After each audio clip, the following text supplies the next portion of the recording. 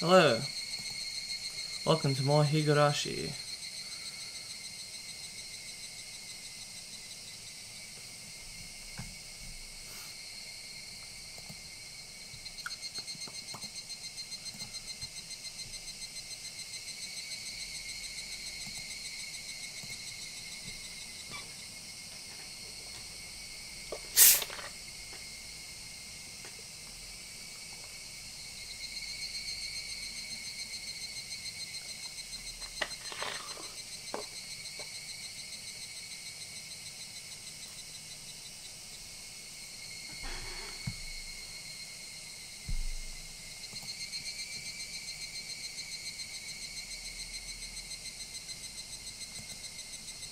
I'll just wait for some people to show up. Well, there's at least one person here. Who is it? Oh, I didn't post the links anywhere. I'm stupid.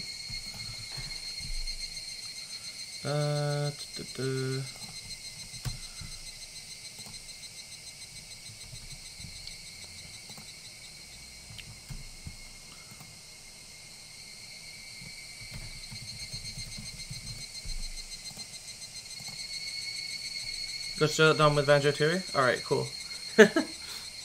I realized it was kind of stupid of me to put them so close together, but my internet gets really shit while I'm uploading videos, so I can't really do it just any time now. I have to, like, sit down and be like, okay, for like an hour I have basically very little internet, so... Anyway, good to see you. I usually do a summary of last time, so I guess I may as well. Last time we died again. We met a very bad end, and so did several of our friends. It seems that Arena was probably the only survivor. Bitcoin. You know what it's a reference to, right? Anyway. But yeah, so most people died. Some shit with Mion happened.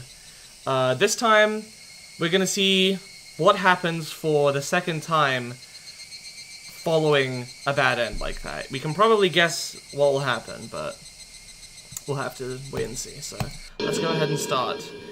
Higurashi, When They Cry. Chapter 3. Tatarigoroshi. The shortest scenario. I don't know about that. This is slightly longer than Watanagashi. This is probably going to be another 4 or 5 streams.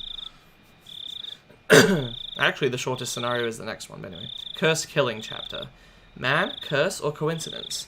How are the conjectures inside you solidifying? I look forward to whether those conjectures will waver or become a cornerstone in this scenario.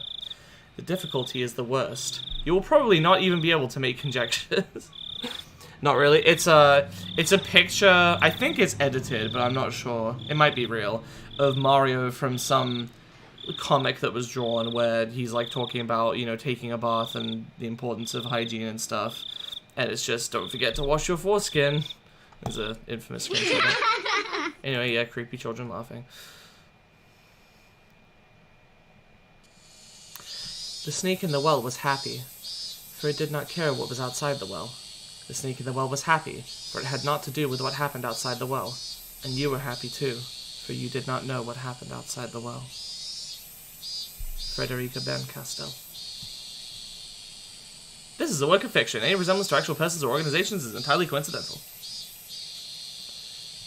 AD 1983, the early summer of the 58th year of the Showa era.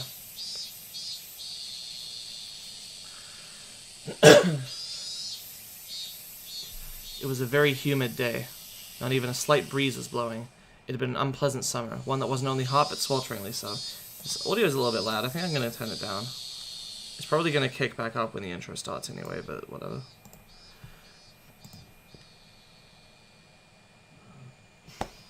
There were various articles of clothing hung out to dry in the messy apartment windows, but the lack of wind evoked an impression far removed from coolness. In fact, it only felt more oppressive. There were crooked houses and apartment buildings lining the narrow, twisting road. In addition, there were planters and flower pots whose contents were beginning to wilt, as well as bicycles and motorcycles on the sides of the road, making it even more cramped, more oppressive, and all the more sweltering. Nobody who was in this place at this time was visiting it voluntarily. But in spite of what everyone might expect, a single motorcycle came rolling in.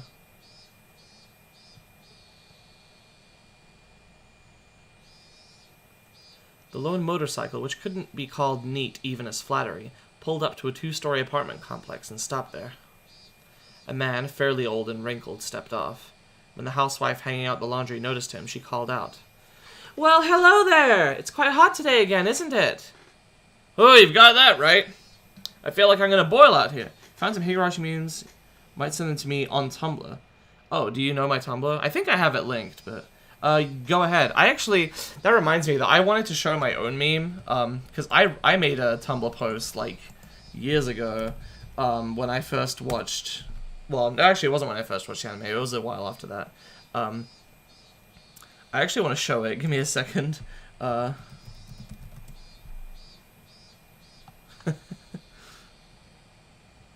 Yeah, I posted this 5 years ago. Okay, let's see if I can get the post. Oh boy, this is gonna be annoying. Well, let's see if I can do this anyway.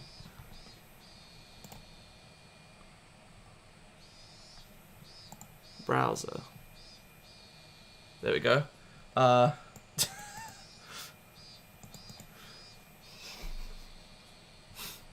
If you see me again after today, don't come near me. Instructions unclear. Knife caught in stomach. So yeah.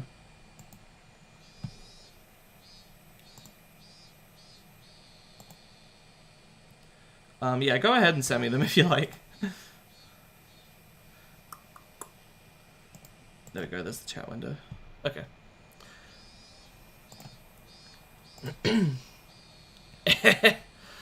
Oh, right, landlord. I didn't think that would be the first thing you said.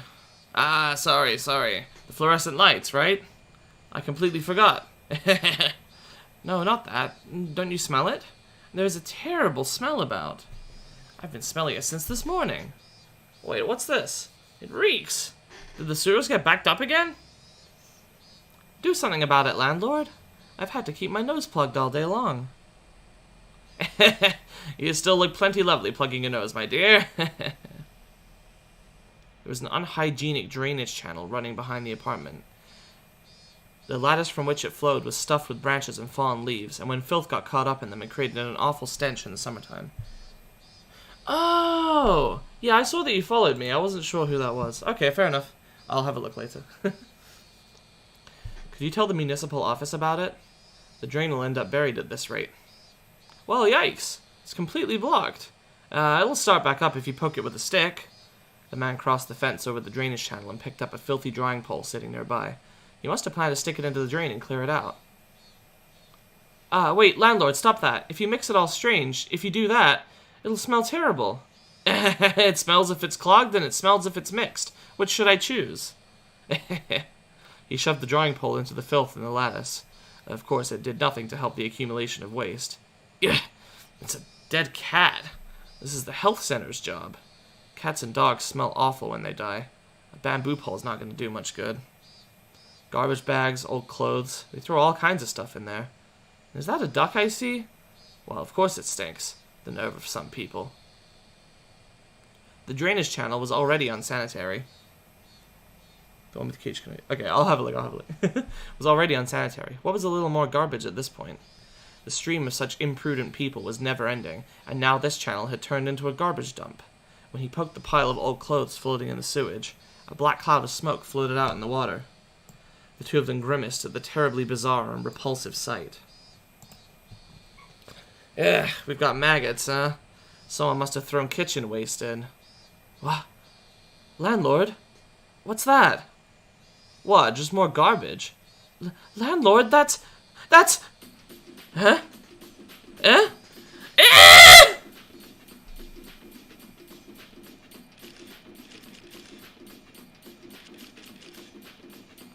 Oh, hello. Good work today. Ah, what a terrible stench. Hey, someone cover this thing with a tarp. From the second floor of the houses, it's in full view. Identity of the deceased unknown. Sex, female. Age estimated to be late 20s or early 30s. Time of death, about 2 or 3 days ago. She was probably abandoned after death. Naked, too. Figuring out who she is will be rough. Contact the community division and ask if anyone's gone missing. They probably weighed her down so she'd sink.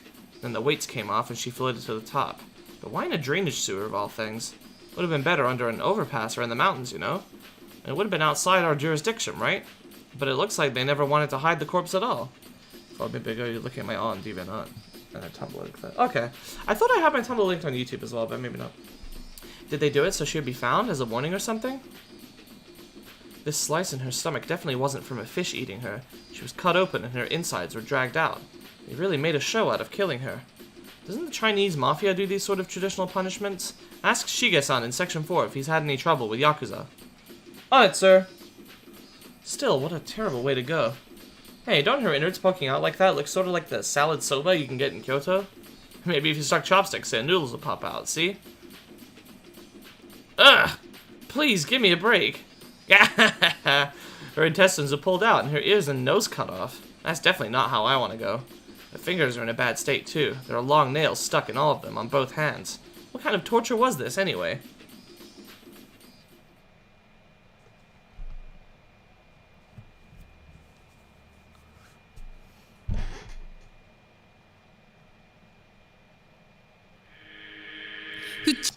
Okay, I'm skipping that because it's the same intro as the first time. Sorry, as the previous chapter. So yeah, no point seeing it again.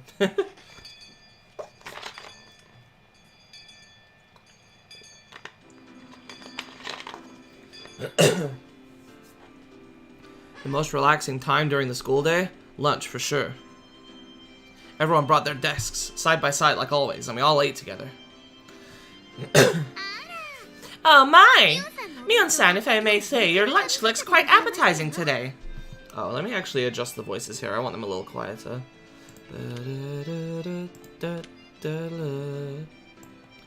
Let's turn that down a little bit.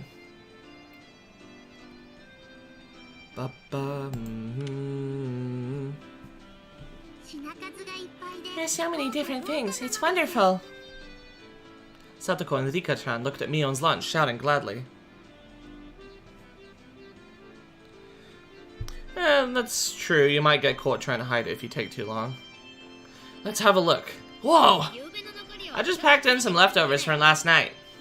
All the elders were having a drinking party at my house yesterday. I managed to nab some of what they didn't eat. So that's why they all look like snacks you could have with sake. They're but leftovers, mere scraps of food, but when arranged in a bento box so cleanly, they look impressive. Looks like part of a full-course meal at a high-class restaurant. People seem to decide if they like things mainly based on their first impression. So I thought maybe the taste of a bento would be proportional to how pretty it was when you opened it. You may seem unrefined, Mion-san, but you're positively splendid at arranging food like this. Her room is nice and tidy, too. Mi-chan is a lot more organized and polite than everyone thinks. It's all the same once it's in your stomach. I'd have thought Mion would say something like that, but to think she had this kind of taste. You can't judge a book by its cover. Mion was careful in everything she did. She never misstepped, faltered, or messed up. I see. She is our club president, after all. Yours is nothing to scoff at either, Rana. Fuck. Your crab kamaboko flower is very pretty. You know, Rena, your lunch always has, like, an art to it. Like, it has rabbit-shaped apple slices and carrot flowers and stuff. Rena's bento wasn't all about taste. It was like she always puts her heart into it or something. It wasn't just good. It made your insides all nice and warm. Thanks. It's not quite as good as Mi-chan's, but I wanted to make it really cute. How? Cooking isn't about skill. It's about love. In that sense, I don't even come up to your feet. Love, huh? Yeah. Just from looking at her bento, I could definitely feel that Rena put her heart and soul into making it. That's what her bento was like. The taste isn't all that counts for a bento. How it looks also matters. I suppose we must learn from this too. Huh? So let's see Satoko and Rika-chan's up-and-coming bento. Whoa! Ta-da! Yesterday our neighbors shared some meat with us, so we ended up grilling it for our bento. These ones too. They had such an impact. They were bursting at the seams with grilled meat. At a glance, it was too impactful for a girl's bento, but when you thought about eating with all your friends, it brought more than enough color to the table. Wow. At first it looks like the kind of crude bento that a jock would eat, but there's so many different things in here. Like boiled spinach and soy sauce, and stewed hijiki. Rika-chan, you're really good at this kind of unaffected cooking, huh? Yep, I think Rika-chan will make a great wife when she grows up. I have a tight hold on my future husband. A husband for Rika-chan, huh? At first that sounded appealing. I did, but I felt like a married life with her would be anything but normal. But really, everyone was amazing. They were all so young, and yet they're so capable of cooking for themselves. I would sort of cook whenever I went camping with my family, but making lunch every day was a level I definitely couldn't reach. I could only really cook in my spare time. When I thought about it like that, it really made everyone stand out more. Frankly, I respected them. Huh? I feel like maybe this doesn't only apply to other people. Come to think of it, this morning, when I was eating breakfast half asleep, I think my mom was saying something really important. Ah! With a hysteric groan, I suddenly stood up, startling everyone at once. Oh, what's wrong? Wrong!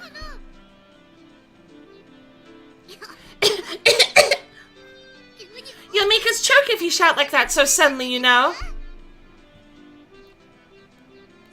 There's rice coming out of your nose, Satoko. I'd forgotten. All this stuff about cooking for yourself. It applied to me, too.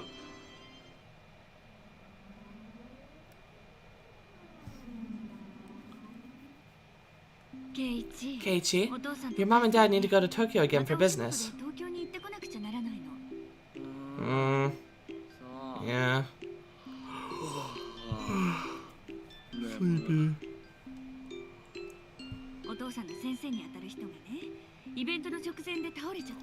Your dad's mentor fell ill right before an event he was taking part in. It's a very important event and they need someone to fill in. Well, Dad does what he has to do for his job. So your dad and I, you see, we need to go to Tokyo as fast as we can to help with the event. We might have to stay there for a few days, depending on what happens. That sounds annoying. While we're gone, we won't be here, so you'll need to make your own meals yourself. Are you okay with that, Keiichi? I'll be fine. Humans can do anything when they're desperate. Is that so? That's a relief. You can at least cook rice, right? And you can make miso soup as well. Then you just buy some side dishes and you'll have a meal. A meal? Yeah. I can cook rice with my camping kit. Never used a rice cooker before. I've only ever made instant miso soup that you make in a pot boiling water, too. Well, I'll think of something. If you can cook for yourself, then you don't need much money, do you? No eating out. It's too expensive. You're at the age where you should learn about cooking and personal finances now, after all. Yep. I'll get by. No, I won't! What was I thinking? I was half asleep and I made such crazy, empty promises? Just like manga characters always do at times like these, I bent over backwards and scratched furiously at my head. Scratch. Huh? Keiichi-kun, your parents sure have it rough. Anyway, you need to keep things in order while they're gone. Hi, Serena. Anyway, food! My parents aren't here, I have to make it all myself, you know! This is a huge emergency! Should you not simply give up and cook for yourself? Kate-san, did you not make a fabulous curry dish for the curry party previously? Listen here. My mom taught me how to cook that curry when we camped, and it's the best I can do! Alright, fair enough, Serena. I can't eat curry 3 meals a day! I mean, it's just junk food in the first place. There's no nutritional balance whatsoever, and it's just completely... Stupid. Shh. Mion and Satoko put their hands over my mouth. A moment later, the door rattled open, and Chie-sensei, a known curry maniac, suddenly poked her head in. Did I just hear somebody bad-mouthing curry? No! We didn't say anything! Everyone's faces went totally white and they all shook their heads in denial. Her eyes rolled over the classroom. Her glare wasn't just a teacher's ordinary stare. Is that so? Must have been the wind. Oh, I see, Serena. Chie-sensei gave one more look around the classroom, then closed the door and went back to the teacher's lounge. I may have been shouting, but for her to hear it from all the way across the hall in the teacher's lounge, that teacher is terrifying. Kei-chan, you can disparage other foods all you want, but you might want to stay away from curry. At least as long as you live in Hinamizawa. Ugh, okay. I'm sorry. That's what I said. But still, I can't have curry for every meal. And cup ramen is good because you only eat it once in a while. If you ate it for every meal, you get bored of it pretty quickly. Rice and miso soup and a good side dish. Yeah, that's what a Japanese table should look like. Why can't you just try to cook for yourself? Rice you make yourself is really good. You disrespect curry, so you have chosen death, yes. This old man thinks it's more a pain than good. But experiencing it every once in a while might be nice. That's right. Life is all about experiences, right? And when you cut your fingers or burn yourself, it's so sad. Very sad. She is gonna be a killer. With everyone encouraging me like this, I started to feel like maybe I could do it if I tried too. Though approximately one person didn't sound like she was encouraging me. Cooking is a skill I'll have to learn at some point since I want to live on my own one day. Maybe learning now wouldn't be so bad. I'm pretty uneasy about it, but you're right. If I don't understand how to cook a few things around here, then I won't be in good shape the next time our club does a cooking showdown.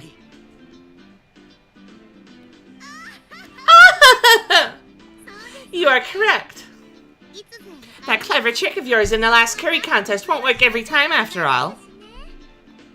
As if scorning me, Satoko ridicules my comeback from a hopeless situation in a certain do-or-die curry showdown. And what are you so relaxed for? You relied entirely on the Rika-chan back then, didn't you? What did you cook at the time, exactly? You put a bag of salt in Rena's curry, a bag of salt in Mion's rice, and you flipped over my pot! I've relapsed into my grudge over the last curry showdown. For now, I calmed my unquellable anger by pinching Satoko's ears. Ow! My attack was because that's what they were doing for club! I may not look like it, but I can do a little bit of cooking. Can you now? Even when you couldn't peel one carrot during the showdown and had to get Rika to do it?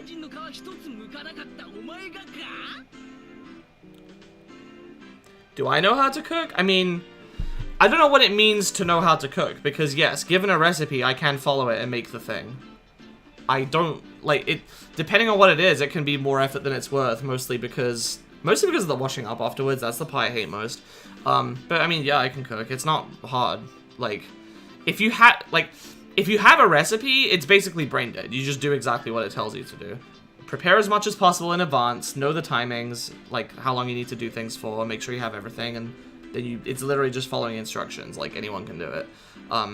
In terms of like making up your own thing, I mean, I never do that because I don't need to. Like, I don't cook that often, and when I do, I just look for a recipe I like, so yeah.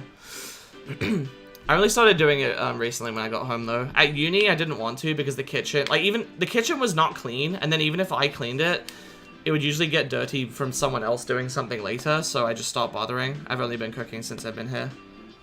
Most of the time, grandma cooks for the family. Fair enough. Don't be so daft! People get better every day, you know. If you think I'll always be crummy at cooking, then you're quite mistaken. Right, Rika? I have to watch or else I get worried about the pot and the flame. I never bake stuff. I should probably bake more often. Making pot brownie? Yeah, very funny. Sometimes you forget to turn the gas off, too. Everyone burst into laughter. That shouldn't be an issue with cooking. Even I would never do that. I don't want to hear that from someone who eats nothing but cup ramen. But Satoko can cook pretty well for herself, you know. No, it's fine. You don't need to force yourself to cover up for her like that. No, I'm not trying to cover for her or anything. It's just that Rika-chan's cooking is by far the best of all of us, so hers doesn't stand out. Satoko has mastered the basics too, right?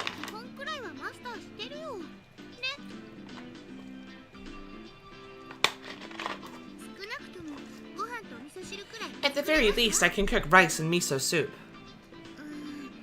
Well, she can't quite tell the difference between cauliflower and broccoli, though. They're both the same anyway once you boil them! Satoko erupted into anger, making two fists and swinging them above her head. Yeah, pot brownies 2 years ago and they were disgusting. I've never done a drug. Most alcohol I've ever drunk was a sip twice, and one of those was by accident. I've also had, like, foods that have trace amounts of alcohol in them, obviously, because most people have, but yeah. Everyone laughed a lot after that.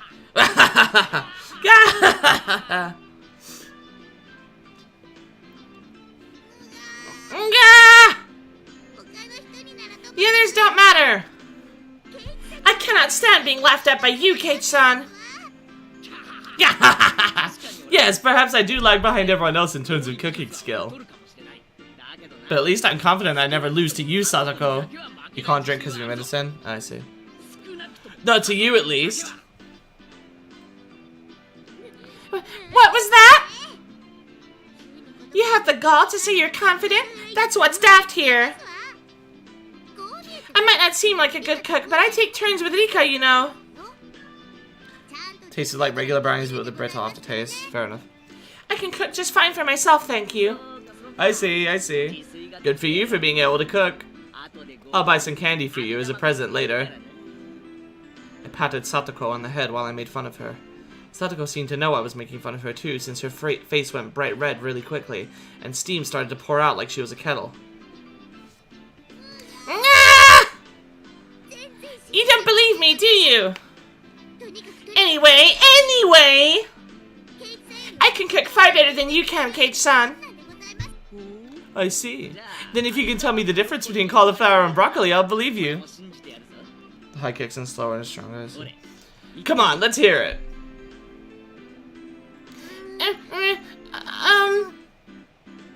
The green one is broccoli. But no, the yellow one. Cauliflower is blue, red, green. Come on now. What color is broccoli? Blue, red, green. It's not a television. Come on, say it, say it. Satoko can cook just fine without knowing what color broccoli is, white. Good for you, good for you.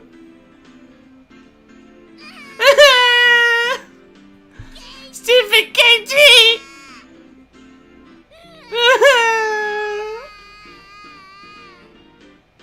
Oh, it was nothing to cry hysterically about. She's so goddamn cute. I stroked her head as hard as I could. Ruffle, ruffle, ruffle. If you're going to act so smug, then you can surely show us something better than Satoko. Remarked Mion, giving me just a slightly mean smile. Actually, well, I had no confidence at all in my cooking. But the situation carried me along, and I decided to deliver an impressive declaration. Just you wait! You think Satoko will be the killer this time? We'll have to see. Tonight I'll make the best darn meal you've ever seen! I'll even make a little too much and pack it for lunch tomorrow. You'll be so surprised you'll fall over. That sounds like fun. I can't wait for lunchtime tomorrow. Rika-chan petted me on the head. Her words of can't wait sounded so transparent. Elena is excited too. I promise I won't laugh no matter what you make. Alright, so maybe I'll go all out on my bento tomorrow too. Then let's do this. Let's have a bento showdown tomorrow. As a club activity, of course. And we'll throw in a punishment game, too. My, what an ingenious idea that is. How is that, Kate-san?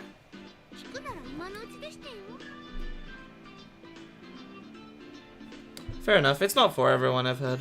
I've just had no interest in it myself.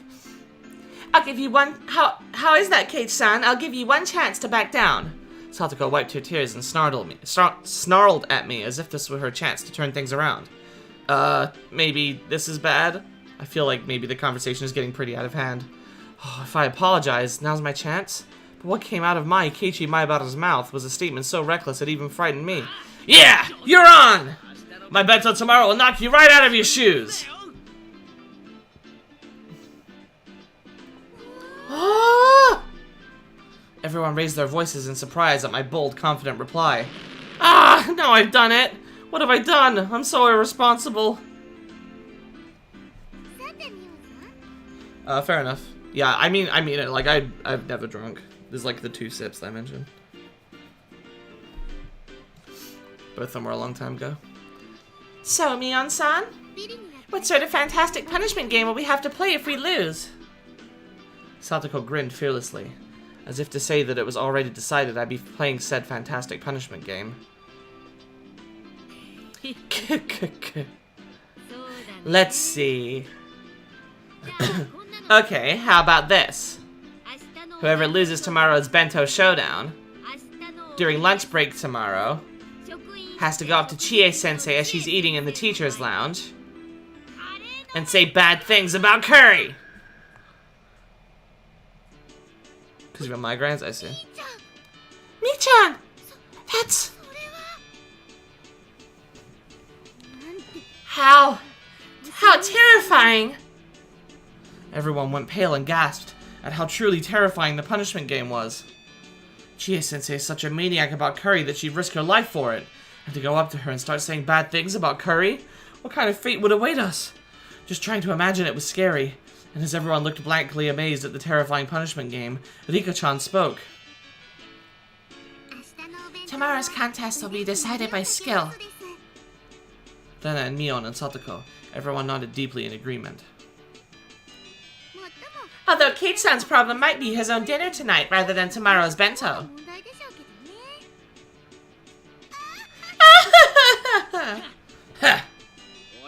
How disappointing that you can't witness what an amazing dinner I'm gonna make tonight.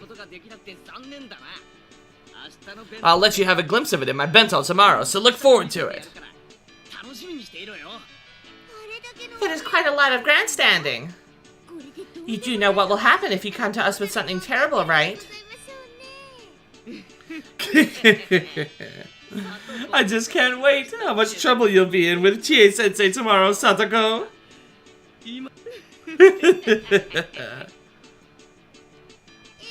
Yes, I can't wait either. Probably worse than Neon's torture dungeon. To see you, Kate-san, groveling before her and begging for forgiveness. Seeing it out with tears streaming down your face.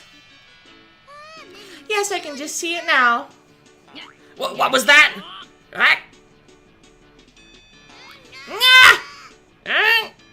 Both of us on the verge of tears pull on each other's cheeks.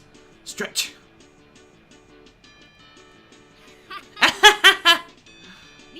Trying to muster all your desperation by placing yourself in a predicament. Kei-chan, that's so manly. That isn't manly or anything of the sort. It's called being reckless. You can't even cook well. Stretch! Dana believes in you. I'm looking forward to your wonderful bento. I'm looking forward very much to seeing Keiichi tomorrow as well. Their expectant gazes were painful. I was just trying to tease Satoko a little. How did it come to this? Yeah, you better look forward to it. How am I able to say such reckless things? I'm being so unreasonable. What the heck is gonna happen to my dinner? And the bento showdown tomorrow? No, more importantly, if they make me say bad things about curry to Chie-sensei's face, what'll happen to me? The extreme contrast between my outward bravado and my internal screaming continued as the hot and humid June afternoon dragged on.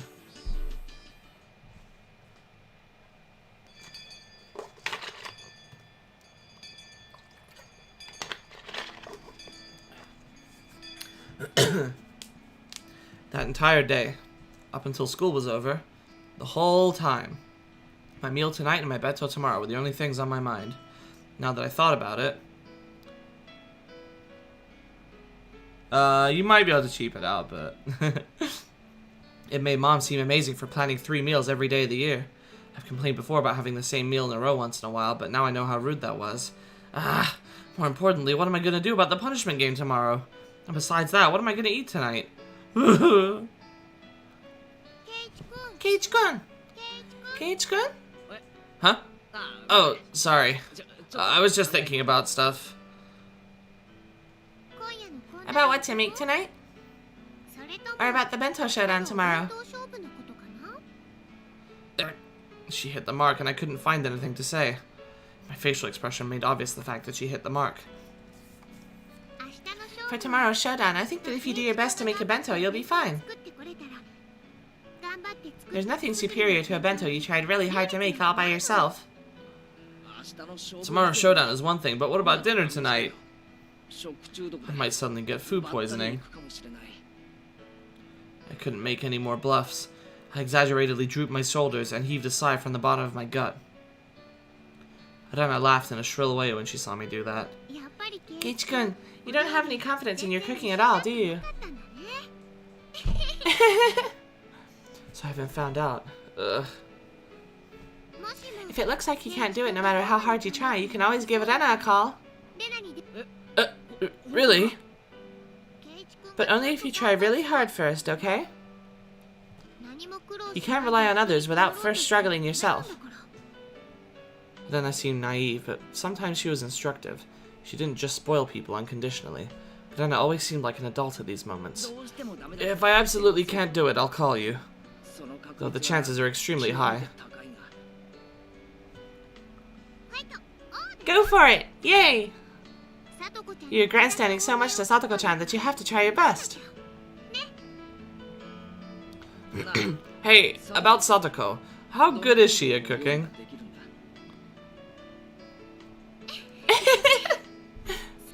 She's at least better than you. That was so direct. It hit me pretty hard. You're making fun of her a lot, too.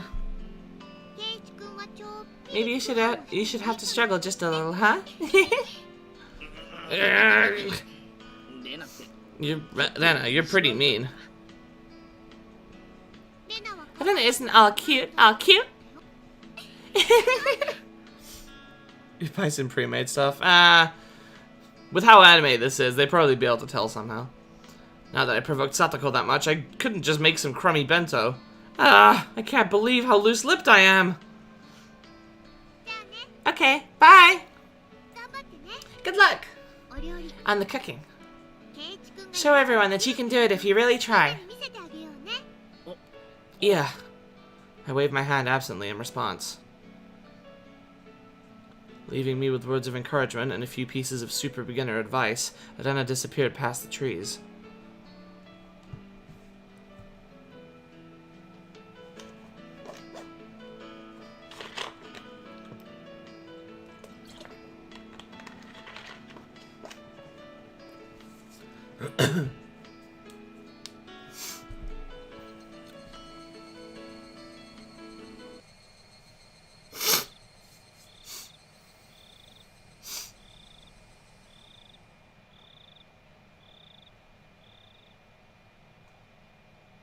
Fine, I'm desperate, so what? I may not know the ABCs of navigation, and I have neither a sea chart nor a compass, but still, one idiot is taking on the ocean of the great cooking age alone. And his name is Keiichi Maebara! Someone will probably be like, I saw you buy it. Let's go! Time to cook! My enthusiasm is peerless. If energy and recklessness was all it took, I could take over the world! However, there are plenty of things in the world that can't be achieved with resolution alone. and cooking was probably the top contender. Therefore, even if it was hastily prepared knowledge, I wanted something to help me. I made up my mind and fished through the kitchen cabinets. I was on the hunt for a cookbook. My mom should have had a few of them. For a complete amateur like me, the first thing I needed was information. Just like he who across the oceans needed a compass. For me, a cookbook was absolutely indispensable. Oh, here's one. Its worn out and wrinkled cover made it feel somehow reliable. Okay, as long as I've got this. It's easier to give it a shot than think about it, right? Anyone can concoct the tastes of a gourmet chef as long as they have a cookbook. Cookbooks are great. And as such optimistic thoughts filled my chest, I flipped through the pages. However... Oh! It played with technical terminology like toys. I just couldn't see how to actually make things. You knew it all along, Keiichi Maebara. If anyone could make delicious food just by reading a book, then there would be no such job as a gourmet chef in the first place. First off, it calls for 3 teaspoons. But which spoon is that? You keep saying to use however much you like. How much exactly are you supposed to use? Stop using such obscure expressions. Strain out the water in a colander and add salt and pepper to taste? What the heck is a colander? And strain it out like stretching? You can't stretch water droplets like meat. And besides, how much salt and pepper is that supposed to be anyway? Are there any beginner-friendly guides in here? It won't do you any good to yell. Cool off, Keiichi Maebara. Think calmly. For now, I'll leave the side dish until after. The rice is more important. I have to cook the rice or I can't start. I know a little about how to cook rice. I didn't cook it with my camping kit when camping all the time for nothing. I'll wash the rice. That should be enough water. And which switch is it? Is it this button? Oh, the lamp turned on. Yeah. Fully automatic rice cookers are one of the 3 sacred treasures after all. Now pleased by the rice cooker set, I pulled myself together and decided to take on the miso soup next. The miso soup I made at day camp was all the instant kind after all. Well, it'd be fine if I just melted the miso into hot water, no doubt. I'll boil the water and put in the miso. Huh? How much should I put in? Let's see here. Use the proper amount according to the number of people and your tastes. That is a really unhelpful recipe. Enough with the vague expressions! Fine, then I'll put in the proper amount. I crushed the bag of miso in my fist and put half its contents into the pot. Was this really okay? Maybe this is a little too hearty. They do say miso soup is best when it tastes strong. Come to think of it, my mom's miso soup is a little thin. Maybe I'll like it better with this much in it. I said it aloud as if trying to convince myself. Then, convinced by my own words, I nodded to myself. Alright, the rice and miso soup are probably fine. Next, the side dish. But what should I make? Something I could make that would add color to the meal. That's it. Why don't I stir fry some vegetables? You can eat vegetables raw too, and they won't die from just a little bit of fire. I was so cute then, not realizing that the level of my thoughts had fallen from what would look great in a meal to what would be easy to make. There are quite a few vegetables in the refrigerator. What kind of vegetables go in a stir fry? Bean sprouts? Cabbage? Chives? Onions? Can you put cucumbers and lettuce in? For now, I grabbed a nearby cutting board, cut them into chunks, and tossed them into a wok. This has gotten pretty exciting. Is the true worth of men's cooking? Hey, this is actually getting kind of fun. All of a sudden, there was a pile of vegetables in the wok. Alright, next is the salad oil. Gluk, gluk, gluk went the salad oil. It'd be more exciting if I filled it to the brim. Oh no, Keiichi! Whoops, a bit leaked out. Well, no point worrying about something so minor. The great Keiichi Maebara's cooking is exciting! Okay, let's turn on the heat.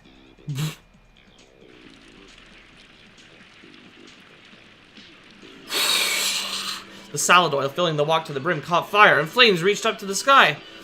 Amazing! Maybe I can be an iron chef, too! What if I'm really good at cooking with fire? Those words were spoken by delusion. I was saying something outrageously careless, but when the words came out, they sort of convinced me. Yeah! Yes, I am an iron chef! Ow! Hut, hut, hut!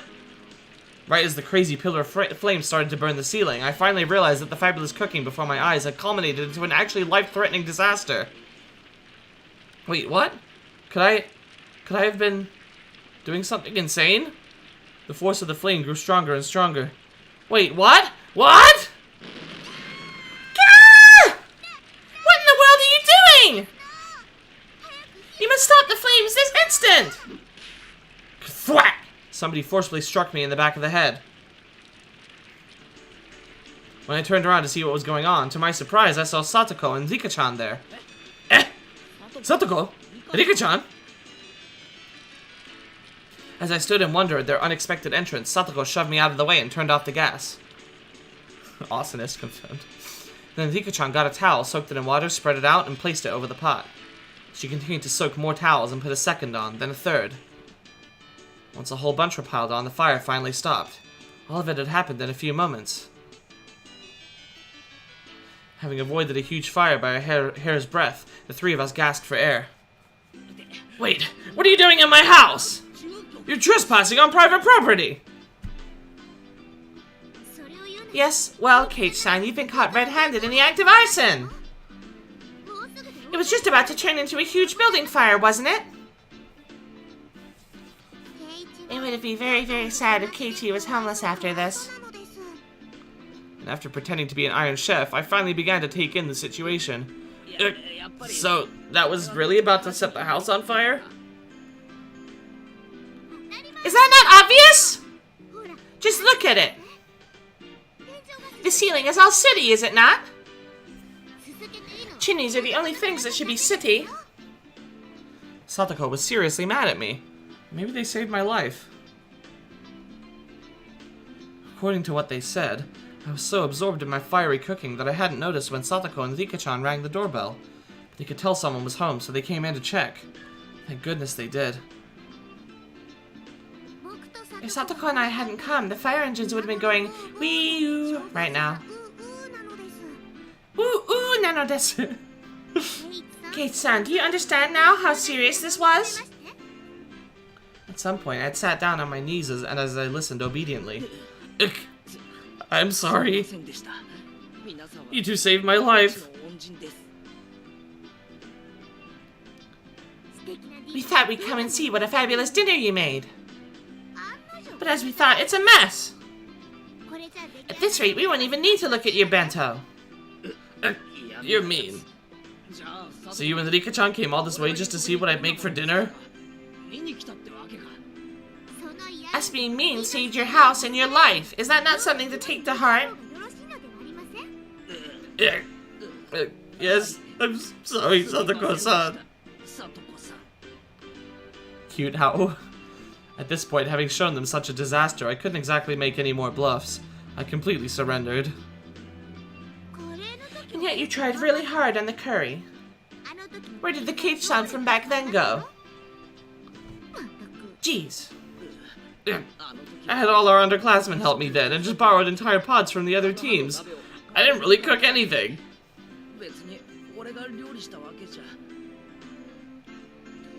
Kate-san, you cheated? Jeez, you might have been doing what our club usually does, but that was terrible. Pouring salt into the other team's pot seemed far more terrible to me. Satoko was in control right now, so I couldn't respond. I immediately hanged my head to her. By the way, Kate-san, this terrible pot. This wasn't supposed to be miso soup, was it? Satoko stared at the pot, totally full of miso, with an awful expression. So I really did get the amount wrong. Judging by the look on Satoko's face, whatever was in the pot couldn't be called miso anymore. Forget the miso soup. The rice should be cooked just fine. Rice cookers these days are pretty convenient. It should be just about done. Me. It's not cooked. See? The inside is still all watery. Eh? What? But I switched it on and the little light came on. Kate-san, the button you pushed. There's the timer button, okay? It's set for breakfast, so it won't turn on until tomorrow morning. Yeah! So then what? In the end, I don't have a side dish or miso soup. Or even rice! I couldn't make anything myself!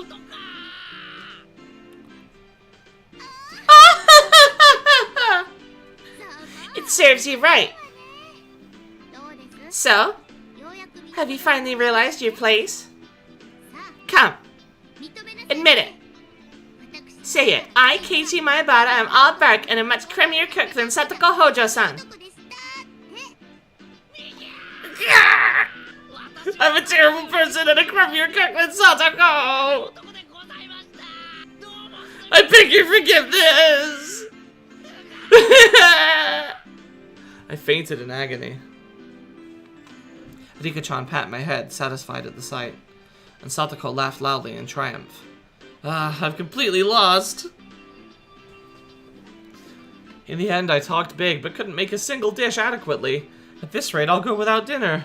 And tomorrow morning, no breakfast, and no bento for lunch either. I didn't know how many days it would be before my parents returned, but at this rate, without a doubt, I'll starve to death! Me.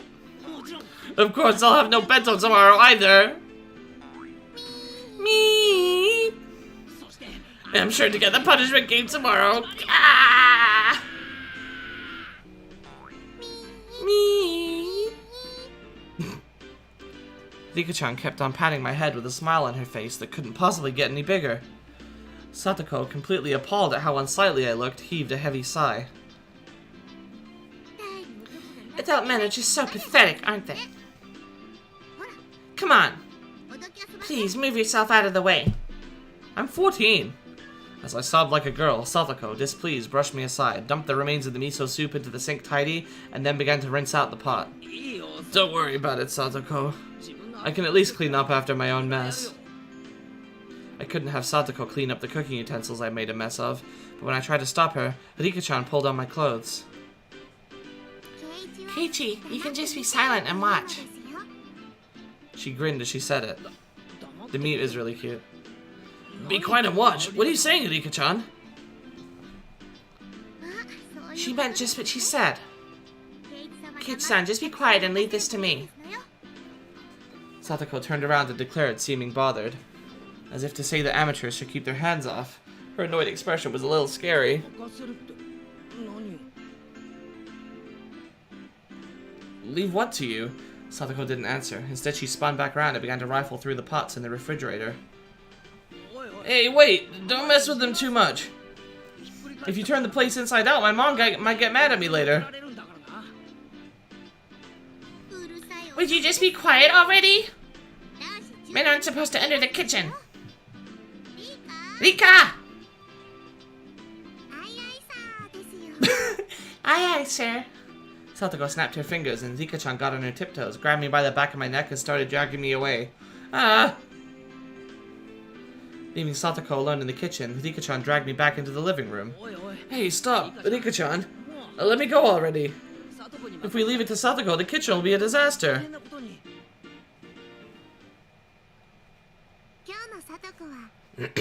Satoko came to see how she beat you today. It's her revenge. Revenge? Come to think of it, her face looked kind of grim. Eventually, from the kitchen, there was the sound of a faucet being twisted and a stove dial being turned. I began to hear the nostalgic sounds that made me envision dinner time, the refrigerator opening and closing, ingredients being cut on the chopping board. What did that mean? Satoko... was she cooking? Keiichi made fun of her quite a lot. Satoko wanted to show you that she can cook proper meals too. Just listening to it like this. There haven't been any sounds of blood spilling or bursting or explosions. At this point, at least, she had proven she was a more skillful cook than me. In the cooking showdown with Satoko Hojo versus Keiichi Maebara, it looked like victory had already been decided. I recalled Satoko's slightly annoyed expression from before. I was making fun of Satoko too much today, wasn't I? Is she holding a grudge? We were just provoking each other with our usual back and forth. Yeah, clearly she's ruining the kitchen more than the fire burning the ceiling. But I also think I maybe overdid it. At the very least, I shouldn't have made fun of Satoko, who could cook for herself, when I'd never cooked other than for recreation before. Satoko isn't holding very much of a grudge. But she came all the way to my house and pushed her way in. She's gotta be mad. I quietly took a peek into the kitchen. She definitely looked different than the usual bird-brained Satoko. Her eyes were sharp and her movements were brisk, to the point where it was a little scary. Then she must have noticed me because she turned around and shot me an annoyed glare.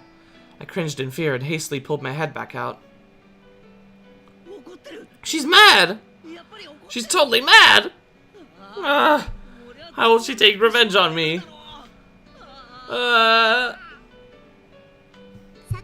That's just Satoko being serious because she doesn't want to fail. She isn't angry or anything. How can you say she isn't angry? I've never seen Satoko be this frightening. Kate-san, I can hear that, you know. Sorry! I jumped at Satoko's angry outburst and faced towards the kitchen. I felt exactly like a kid who'd done something bad and gotten called to the teacher's lounge. Come back to a 5-course meal and the ceiling painted and clean. Where do you keep the miso? The refrigerator is so big that I don't see any of it anywhere. I'm sorry! The miso is on the middle shelf in the fridge at the back left of the lower rack. What is this? You need to close the miso package after you finish with it. It's getting the inside of the refrigerator dirty, isn't it? I'm sorry! Before I can look for something to wipe it with, Satoko wiped it off with a wet dish towel. I swear, how are men so bad at cleaning up after themselves? I shudder to think that you'll become an adult like this. I couldn't talk back to Satoko today. The only thing I could do was obediently lower my head and apologize. As Satoko nitpicked and I apologized, a good smell began to fill the kitchen.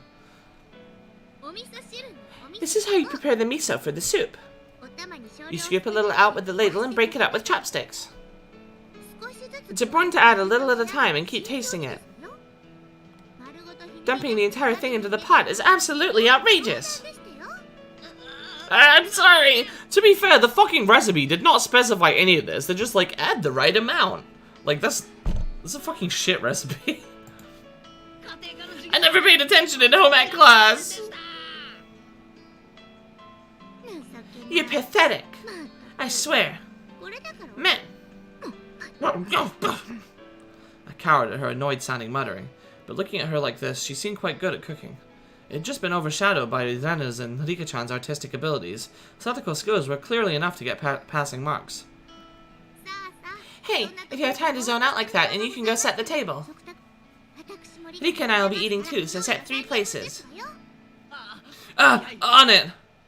I hastily took a three people's worth of dishes and such from the cabinets and headed to the dining room. When I returned there, I could hear laughter from a variety show on the television. Rika-chan was sprawled out on the couch, watching television and relaxing. When she noticed me putting the dishes out on the table, she came scampering up. Dinner time is soon. Dinner at Keiichi's house. Nipa! Rika-chan, you're in a good mood. That's a pretty big difference from Satoko. Satoko isn't in a bad mood at all. She's enjoying herself more than she has in a long time. Enjoying herself? Seriously? She's like how she was when her Nini was with her. It really has been a long time since I've seen Satoko look like she's having so much fun. Nini? What the heck is Nini?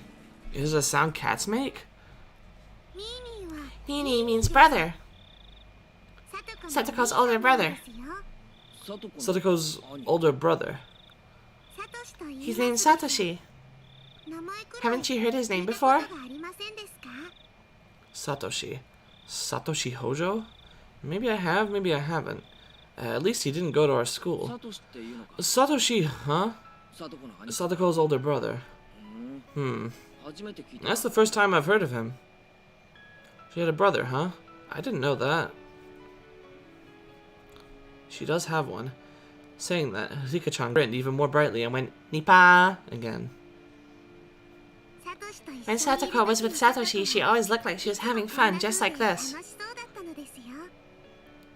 It really has been a long time since I've seen Satoko enjoying herself this much. You try yourself every night, goddammit. However, I looked at it, she seemed to be in a bad mood. But her good friend Rika-chan was saying that it was actually the opposite. Is she really enjoying herself? She must be remembering the first time she spent with her Nini. It's nostalgic. Nostalgic? Huh. Then does he live apart from Satoko? Maybe Satoko's older brother Satoshi is actually a lot older than her? He must have gone off on his own and was living by himself far away. Satoko seems like she got along well with this Satoshi person. She did. The two of them got along very well. She spread her arms wide to demonstrate the width of how well they got along. According to Rika-chan, Satoko supported her docile, slightly unreliable older brother through nagging. That was their relationship. I see. That certainly applied to the current situation. We had me, unreliable, unable to cook even a single dish properly, and Satoko, who redid it while scolding me. Could Satoko have been getting a glimpse of her brother, who now lived far away, through me? So she would always nitpick whatever Satoshi did. But she firmly supported him, and they got along well. Today, she was the one. She suggested we should go to Keiichi's house. She said there's no way the unreliable Keiichi-san could possibly make dinner. We need to go make it for him. Then, she didn't come here to get revenge or to get even or anything like that? She couldn't leave you alone. Even now, Satoko is a proper little sister. I was an only child. I didn't know how it felt to have siblings. Of course, I've never had a little sister like Satoko, but I felt that in this moment I was an older brother, obediently and helplessly being looked after by her, without any teasing or messing around. I'm gonna give thanks for her trouble. That's what I honestly thought. Keiichi-san? Do you know where on earth the ladle is? Sorry. The ladle should be in the drawer to your right. I ran into the kitchen, got the ladle out of the drawer, and offered it to Satoko. It's all done. Have you put the bowls and things out? Yeah, everything's a-okay. Then let us have our meal. Rika? It's time for dinner. Me. I heard Rika-chan's effervescent voice coming from the dining room. Satoko turned off the gas flame on the stove and lifted up the pot of miso soup. Could you bring the rice cooker, Keiichi-san? Be careful not to flip it over, alright? Right. I'll be careful. I can carry rice cookers just fine without being warned about it. I thought about replying like that, but I decided not to. No mean words or witty retorts today. Rice with steam billowing from it, and miso soup, as well as a handful of side dishes. On the table was a truly firm, family-oriented dinner. It wasn't weird at all or extravagant. It was a daily meal, the sort a housewife would make. It was very nonchalant and brimming with liveliness. Then let us eat.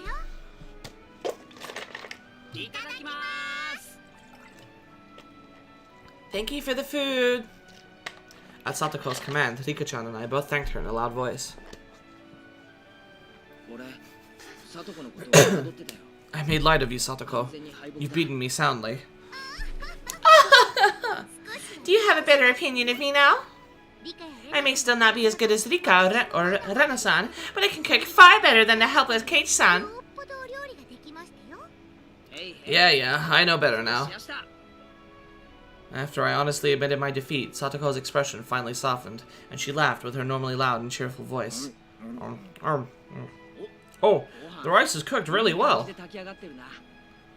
Though she used the rice cooker, it tasted a little different from the rice my mom made. Maybe she used a different amount of water for it. Even so, I could feel Satoko's personality from the rice, which made it taste better than usual. The miso soup was a little on the thick side, but it was still delicious. The side dishes, while not exactly flashy, tasted great as well. It was all so appetizing, and I couldn't stop eating. The side dishes are well done, too. Satoko, you're not a bad cook at all. I gave my honest impression without a hint of sarcasm. Satoko seemed to have been expecting some, because when I praised her so honestly, she got flustered instead. Your praise honors me, but it's nothing so grand. The side dishes are just things I bought at the store and heated up. This and this. All I did was open the can. I can only really make rice and miso soup myself. Satoko said, embarrassed, her face a bit flushed. There was none of her normal verbal abuse or sarcasm in there either. I can't make anything except rice and miso soup, but when you get ready-made side dishes and put them on the table too, it turns into something fairly splendid. My mom uses ready-made side dishes and canned goods too. It's nothing to be so embarrassed about. This is a fantastic dinner. I gave her honest praise. I never met Satoko's brother, but Satoshi will probably praise her in the same way. Well, I suppose it's enough now that you've come to realize that I can hold my own in the kitchen. Would you like seconds? There's plenty of miso soup still left. Huh? Did that brat just awkwardly change the subject? When I realized my response had been on the mark, it made me a little happy. When we eat rice like this, it's fun, like we're eating with Satoshi. Rika-chan mentioned Satoko's older brother's name again. Satoko's chopsticks paused and she looked up at the ceiling. How nostalgic. I wonder what he could be doing right now. She had a faraway smile, as if yearning for a friend who had moved away. From how it looked, I got the impression she hadn't seen Satoshi in quite some time. Satoko realized I was giving her a blank stare. I do apologize. Satoshi is my Nini. No. My older brother. Ah, okay. I see. Nini must have been a nickname only Satoko used for him. It was funny to see her hastily deny it. I was rather surprised a person with such few living skills had the ability to run away. Well, I'm sure he'll pack up shop at some point and return out of the blue. So he ran away. There was another story to what Satoko had said so cheerfully. The reason for Satoshi not living with her was a little serious. Everyone had been talking about it in such an upbeat way, so I continued to talk about him. Should I not have broached the subject at all? I hastily took a look at Satoko's face after thinking that, but there was no trace of the gloomy expression I'd been worrying about. Well, he's not old enough to be dreaming of living on his own. Nini won't be able to do it for very long anyway. He has no endurance. Satoshi may not look like it, but he's a very persevering person. He's a lot more persevering than you think. Rika, you always take Nini's side right away. You're a little too nice to him. Satoko is just too harsh on Nini. You should treat him more kindly when he comes back. Satoko and Rika-chan's views regarding Nini, aka Satoshi, were parallel to each other, but I could easily tell that both of them really liked him. They were so optimistic too. Even though he had run away from them, it was like they were going to see him again next week. Satoko and Rika-chan both liked Satoshi even now, and waited for him, believing he would surely return. I've never met him, but I know for sure that this Satoshi person was a really good guy. I had thought Satoko would be deeply hurt by her brother running away, but she had already overcome that. She was still being the energetic little sister, always full of vim and vigor, as if to say that her brother could come back any time he liked. I thought that Satoko didn't think through anything, and just frolicked and played practical jokes every day, and that was it. But she was really... yeah. Why are you petting my head? I roughly rubbed a hand through Satoko's hair. I misunderstood you, Satoko. I didn't know you were this level-headed. Satoko seemed to think I was making fun of her and tried to bat away my hand, but then she saw that there wasn't even a trace of malice on my face, and immediately granted me her head. Yep, Satoko's level-headed. She sure is. I've been level-headed from the start. I was just playing pranks on you because you always do it to me. There was her usual provocation, but I decided not to buy into it today. You're right, you were just doing it to go along with me. But you really were so level-headed. Good for you. Is that actually a compliment? It kind of seems like you're making fun of me. I'm not trying to make fun of you at all. I'm seriously complimenting you. Because if I was making fun of you, Rika-chan would be petting your head too. That's right, isn't it? When Rika makes fun of people, she usually pets their head. Me? These canned sardines are delicious. Rika-chan went nipa, and her smile became even brighter. Her attitude was clear as day, but it was annoyingly cute, so both Satoko and I suddenly burst into laughter. That laughter lightened up the table.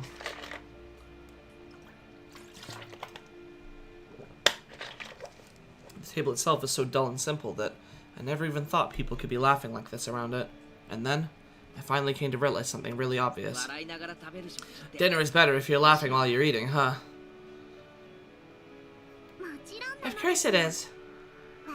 Laughing makes it taste better. How rude! The food is good because I'm a good cook, obviously.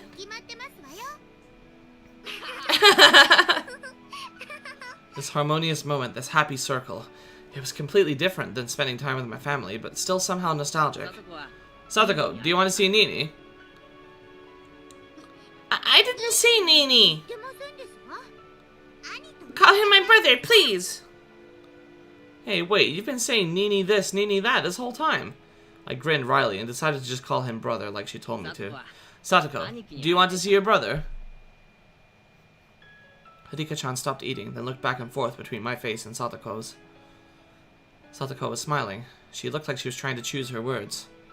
Just from that, Satoko conveyed her feelings. Honestly, she wished he would come home right now. But she wasn't that weak. Satoshi should just do what he wanted until he was satisfied. In return, she'd let him have the scolding of his lifetime. And then she'd have dinner with him and lay out his futon for him. Well, of course I want to see him again. It's been almost a year. It's been that long already. Rika-chan smiled thinly, her eyes appearing to look far away. Well, Nini can do what he wants. It would lighten my load if he came back with more muscles and knowing how to do housework, of course. See? You said Nini again. You said it. I did not! I would never call Nini Nini! Things rapidly returned to the usual lively atmosphere of lunchtime at school, but nothing changed about Satoko's feelings towards her brother. She was living so bravely and so strongly. Hey, Satoshi, your sister's trying so hard to watch the place while you're gone, isn't she? Give it a rest and come back soon, got it?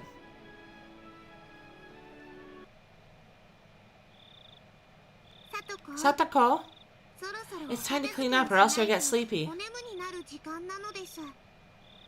It was when we were all watching TV while enjoying some tea after dinner.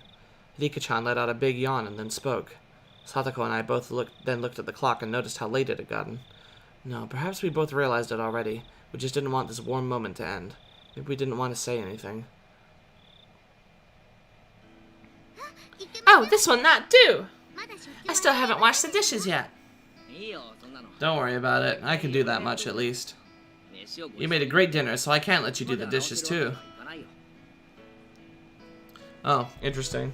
In in my house, my mom always insists that whoever does the cooking also has to do the wash the dishes, which makes sense and it works out in my benefit because, I mean, she's not even around most of the time, but when she is around, she does cook more than me, so she does wash the dishes more. But it is always annoying to like, you know, to like I finally put in the effort, I cooked something. I'm tired, I finally ate, and then it's like, okay, now I have to spend half a fucking hour washing this shit. Anyway. What do you mean we know where her brother is? I don't think we know. Are you sure you'll be alright? When people who are not used to it try and wash them, the soap can make the dishes slip out of their hands, you know. Jeez, she turned into a perfect nagging little sister. It was charming and awkward. Emotions like that were all mixed up inside me. I gave her a vague, dry smile. Keiichi can at least wash dishes. If you break one and hurt yourself, I'll give you pettings at school tomorrow.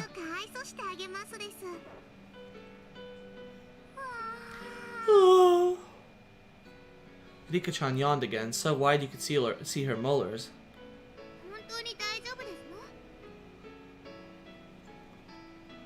Is it really alright?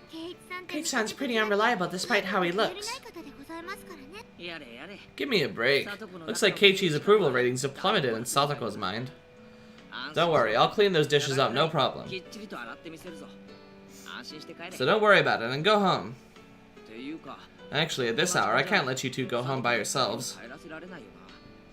I'll take you there. Let me find the key for my bike.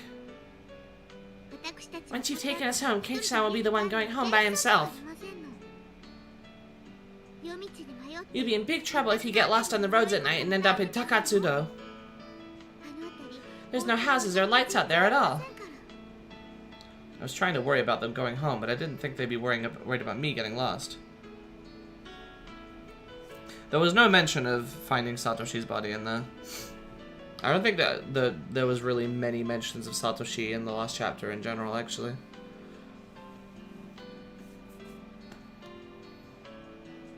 Am I really that unreliable? She really is being critical, but yeah. This feeling I have, it's not bad.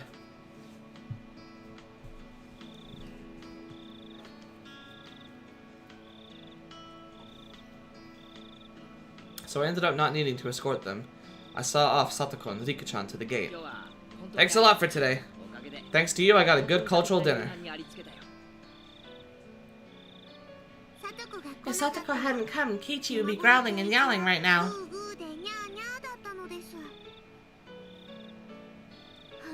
Truly. It's really good that we came. They really saved me.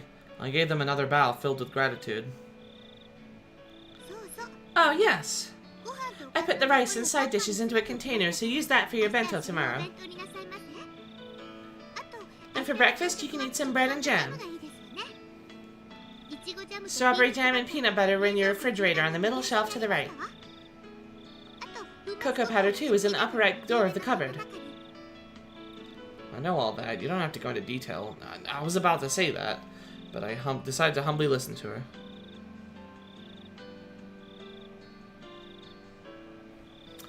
They said they found, like, the people that were missing, so it was kind of vague. It was implied that they meant, like, Oreo, the Maya, Rika, and Satoko. And, yeah. They did not specifically mention Satoshi by name.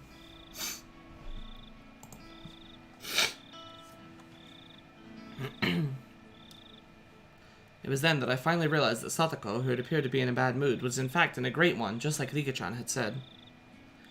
And that though she nagged a lot, she was very kind. Then good night.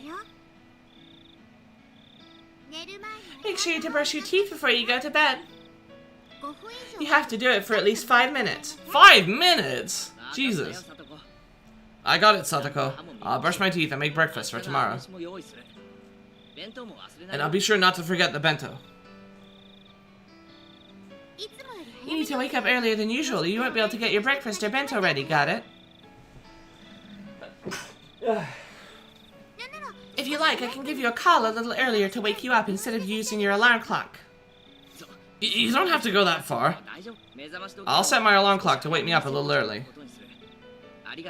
Thanks for being so concerned about me. Satoko looked like she had more fault-finding to do, but she stopped and, leaving me with a good night, got on her bike and disappeared down the nighttime road. Rika-chan went to do the same, but then remembered something and came back. Well, what's wrong, Rika-chan? Did you forget something? Keiichi, you get 100 points for today. Clap, clap, clap. Rika-chan suddenly complimented me.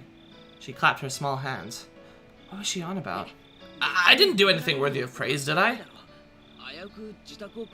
I nearly burned down the house, after all. Satoko probably felt like her Nini had come home. I think she was having a lot of fun. Once in a while. I want you to go along with Satoko's scolding in the future. Are you telling me to be like an older brother that she could scold instead of Satoshi? Rika-chan didn't say anything. She just smiled and went on.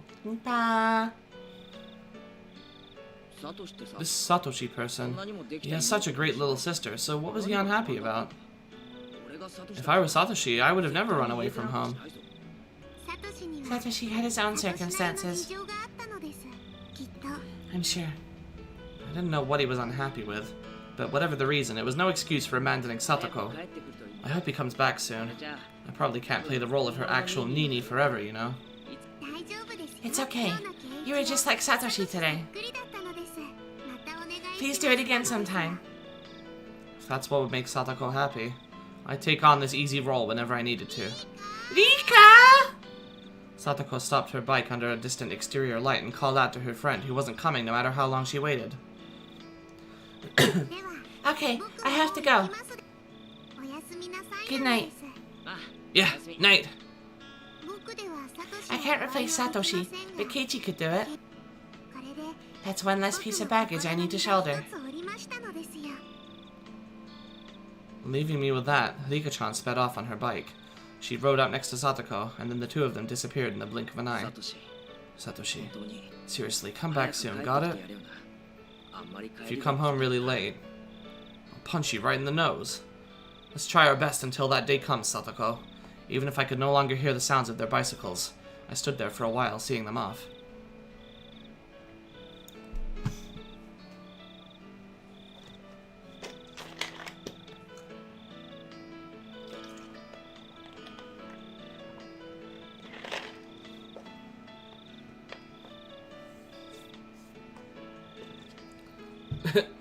New tips unlock Satoko's trap course elementary.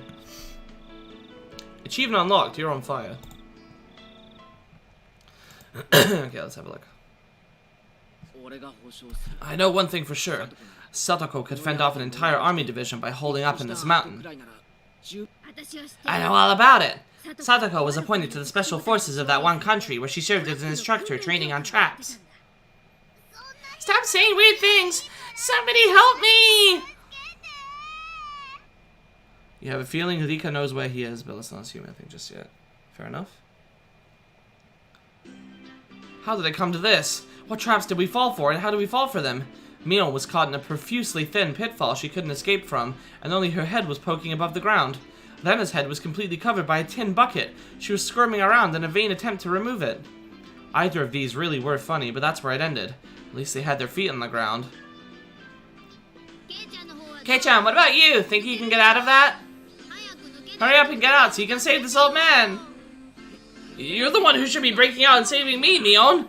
What do you expect me to do in this freaking bamboo mat? I was wrapped up in a bamboo mat and hanging 2 meters above the ground. What was this trap and how did I fall into it? Huh? It was Satoko! This all started when they suggested that I was unfamiliar with nature, having grown up in the city, and proposed a little exploration on the mountain. But Lena doesn't really know how it is back there either. Lena might get lost. How? The mountain out back, huh? I played there a lot when I was little, but I haven't gone there for years. If you get lost out there, things can get pretty dangerous. You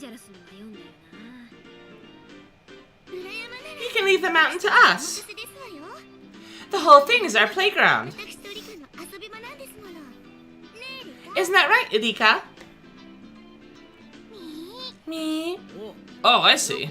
How reassuring. We'll defer to you two this time and have you be our tour guides.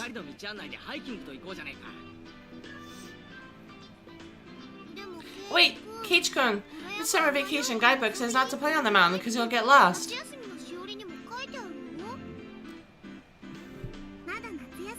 It isn't summer vacation yet, so it's alright. We know the path, so there's no need to worry.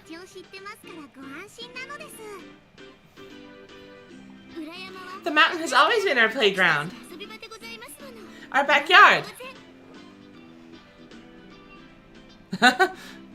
Playing as Rena and New Leaf. That's cool. You could probably make a lot of these characters' outfits in Animal Crossing. When I got New Horizons, I messed around a lot with making outfits and trying to look like different characters. Could be a fun stream to do, maybe, or just something to do in my free time. We know all the secret paths and shortcuts. Yes, both Satoko and Rika-chan knew the path like the back of their hands. Thanks to them, we had our fill of fresh air, gorgeous views, and Mother Nature, the likes of which you could never see in the village. But things got strange partway through. Oh yes, everyone, I have something to say. From here on, you must follow exactly where I go. Huh? What are you talking about all of a sudden? It would be safer to do as Satoko says.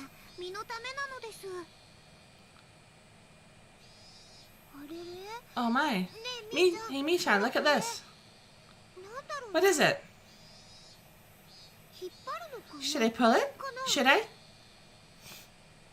Suddenly, squeak, crash! When the runner pulled the kite string, a bundle of bamboo spears fastened to a tree branch all came raining down with a clatter right next to where the runner was standing. Ah! Ah! What is this? What? What? Ah! That brings back memories. Satoko made this trap in the second semester of second grade.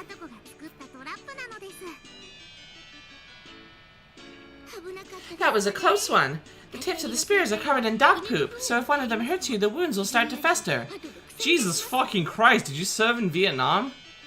As a fucking guerrilla assault? Yes. When did this turn into some guerrilla battlefield?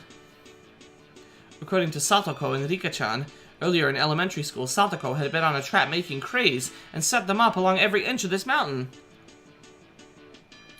Kiichi-kun, maybe they didn't tell us not to go on the mountain because we'd get lost, but because it was dangerous? Mion and I both nodded wholeheartedly at Rena's hypothesis. Saving more designs? Oh, 10 designs per player? That's kind of lame. I don't remember how many you get in New Horizons, but I think it's more than that. Come now, we are hurrying on ahead. If we do not return soon, it'll get dark. The problem is, I haven't touched my New Horizons save file in probably a year, so everyone in my town is going to be really mad at me. A bunch of them might have moved out and new people will have moved in. There'll be weeds everywhere. It's going to be a mess.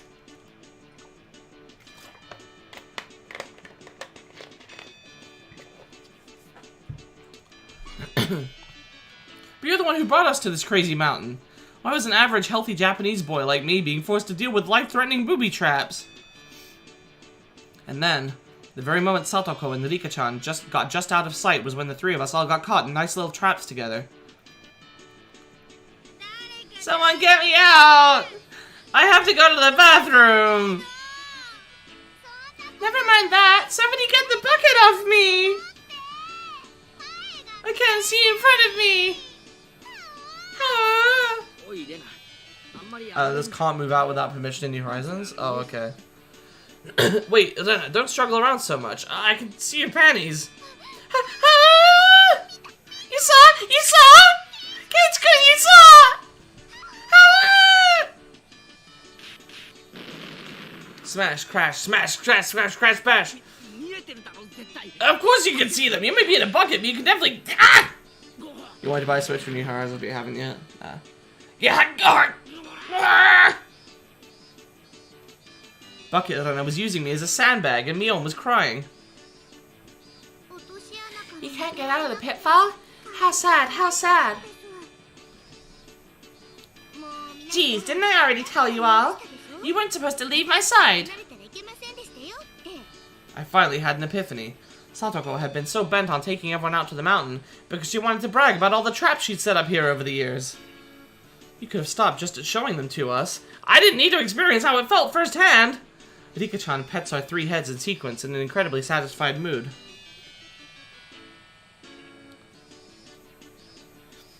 Also, I had like 2 villagers that moved in that I didn't want. And I didn't know, like, I was trying to get them to leave and it wasn't happening.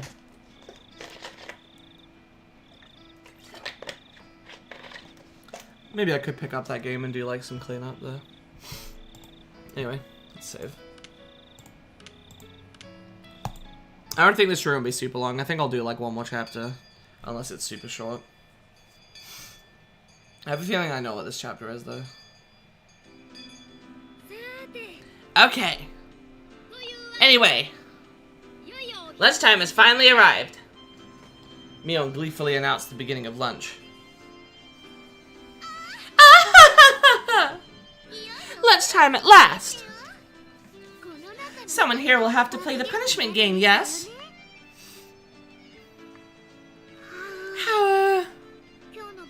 punishment this time. It's a little scary, so...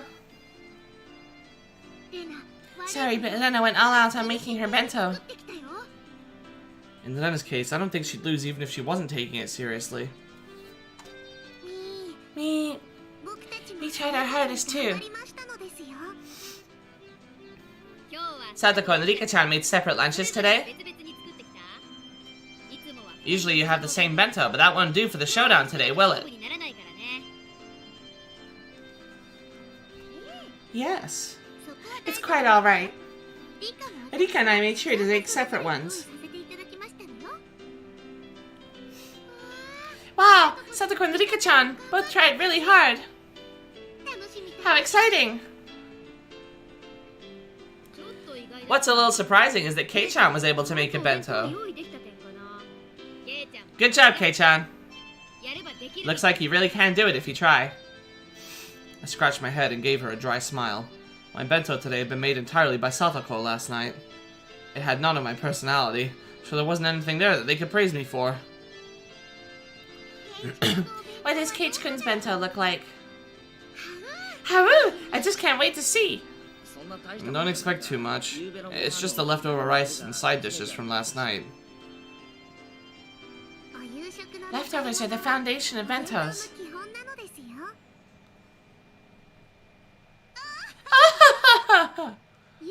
Now we'll know your dinner last night too. We'll kill 2 birds with 1 stone. Was it really better to hide the fact that Satoko came over and made dinner last night? Well, of course it was. If I revealed that I didn't make my own bento, I'd be sure to end up playing the punishment game. Today's punishment game was to stand right in front of the curry maniac Chie-sensei and say bad things about curry. It wasn't too different from telling someone to jump out of a 100-story window. It was exactly the same as telling someone to die. But, Mi-chan, how will we decide who wins and loses the bento showdown? Kei-kun made his own too, so maybe we should call it a draw for today?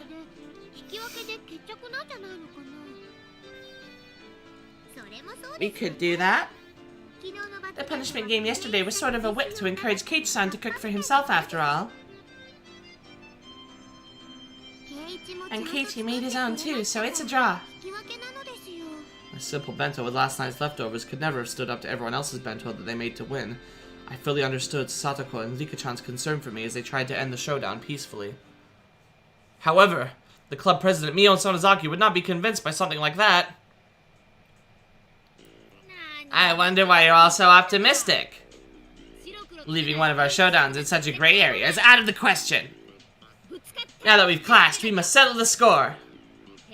Reconciling with a draw? Do you think we're just kidding around? I knew you'd say that. There's no way you'd end it that way with your battle lust. This is bad. At this rate, I was sure to be the sole loser. But, well, I didn't make this bento after all.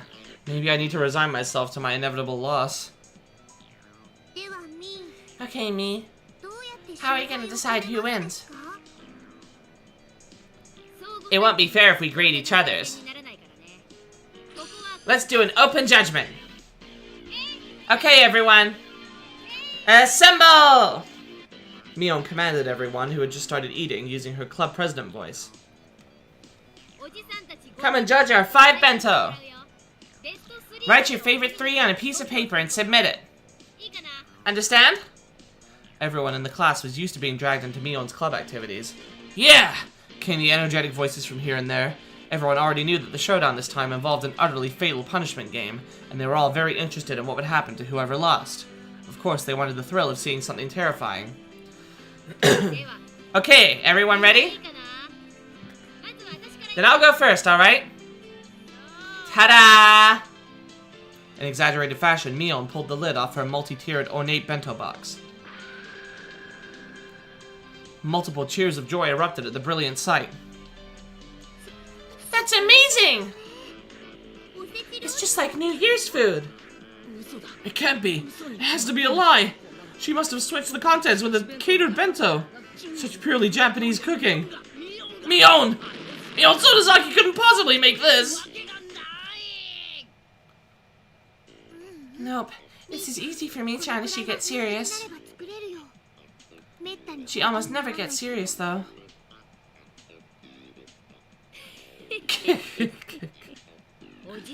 Just who do you think this old man is? Given enough time and ingredients, I could even reproduce the Manchu Han Imperial Feast! The entire classroom gulped audibly, and everyone wrote down a score on the notepaper in their hands simultaneously. It made sense, just the visual impact would give her a perfect score. Alright, let's see who Lena's next. Lena's really good at cooking, too. Lena's bento is always like a flower arrangement.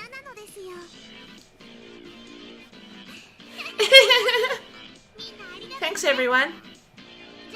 I reveal my bento now. Eh?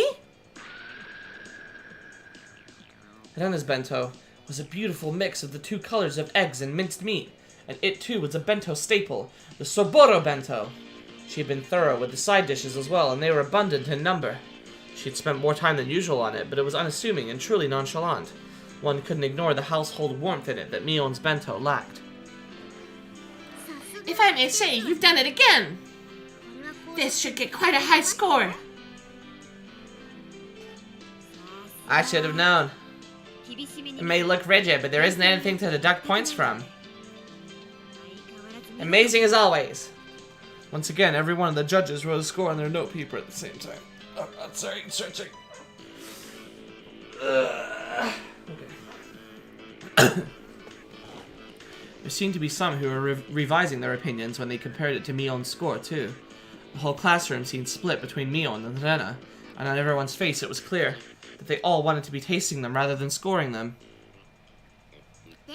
Then we'll be next. Yes! I will now reveal mine. Come to think of it, Satoko and Rika-chan ate with me last night at my house. It was impressive that they still made a bento. Both their bentos were clearly lacking compared to Mion's artfulness and Rena's perfection. However, because of that, you could sense from them how hard they worked. The toppings were a little on the rough side, but you could still feel that they tried their hardest. It made you feel a little biased so that you give them more points. A few people struck by just that once again. What the fuck? Revised their opinions and wrote in scores in the note people. What the fuck is this sentence?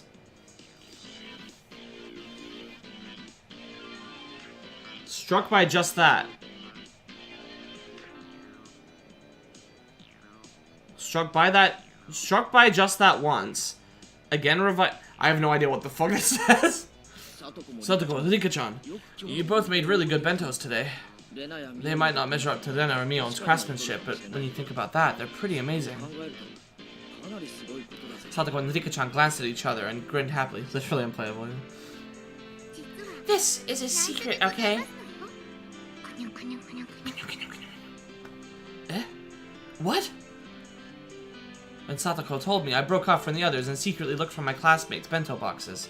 There, Tomita-kun and Okamura-kun's bento boxes. I took a quick peek inside and... Ah! Half of the contents were missing. Not bad. In the end, Satoko and Rika-chan hadn't made bento today. A bold move. They got Tomita-kun and Okamura-kun to share their bentos with them.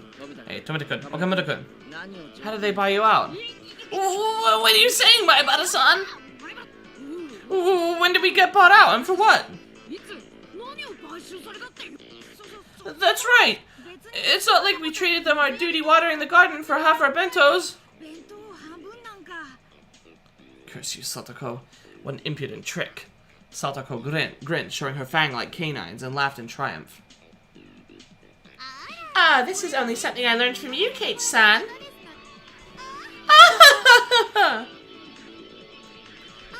Yes, ah ha ha. Now how naive, buying them out with watering duty alone. They're men. If you're gonna buy them out, you need to use something a lot spicier than that. For example, like giving them 3 tickets to walk Satoko and Rika-chan around like dogs all day, with them on all fours, wearing tails and with leashes around their necks. Oh, that might be enough to get me to do anything. As I was lost in my wild fantasies, Mion clapped me on the shoulder and called me back to reality. Damn, it was just getting good. KG pervert. Alright. Next up is Kei-chan's bento. We're all hoping for something pretty great because of your declaration yesterday. But how did it really turn out? Kei-chan can do it if he needs to. Nana was really excited for today. They're all looking forward to it. But it's really just leftovers from dinner last night. I didn't even make it either. How was that supposed to stand up to Mion and Rena and the others? That's it! Feast your eyes on this! I tore the lid off my bento box. There weren't very many cheers. Well, I guess there wouldn't be. Keiichi-kun, you tried your hardest too. Then I can tell how hard you worked. Rena, don't feel like you need to compliment me. How did this happen? Was Kei-chan actually a hard worker after all?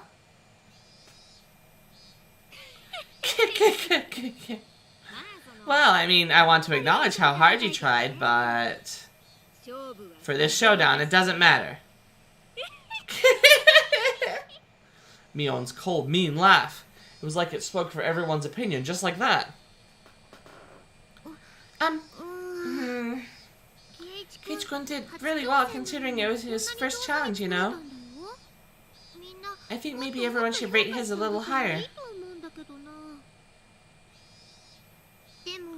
But for the showdown, it doesn't matter.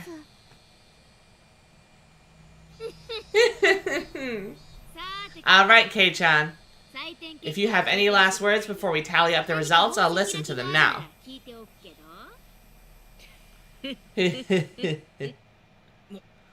What do you mean by last words? I mean that you might be hoping for a few extra points if you appeal somehow to the crowd.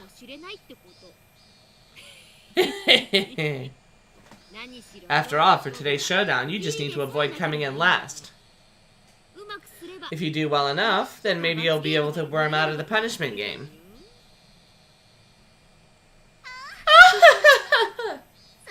You're implying that Keiichi-san's bento is going to take last place, aren't you? No, this old man wasn't trying to say anyone's bento came in last or anything. Mion cackled repulsively. In contrast, Satoko's smile was growing somehow awkward. Oh, right. This bento was filled with last night's side dishes. That means it was basically a bento that Satoko made. And Mion outright said it would come in last place. Mii-chan, aren't you being a little mean? Poor Keiichi-kun. Rena. Kei-chan knew he couldn't lose today's bento showdown beforehand, didn't he? He did all that grandstanding yesterday, well aware of that. I don't think there's any reason to go easy on him, do you? Right, Satoko?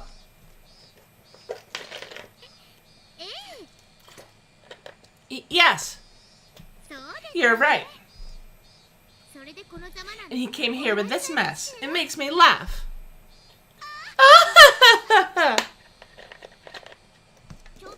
Wait, Satoko-chan? You can't laugh at him. But that bento is just so ridiculous, I can't help but laugh. These side dishes look like they were bought from a shop. Bort.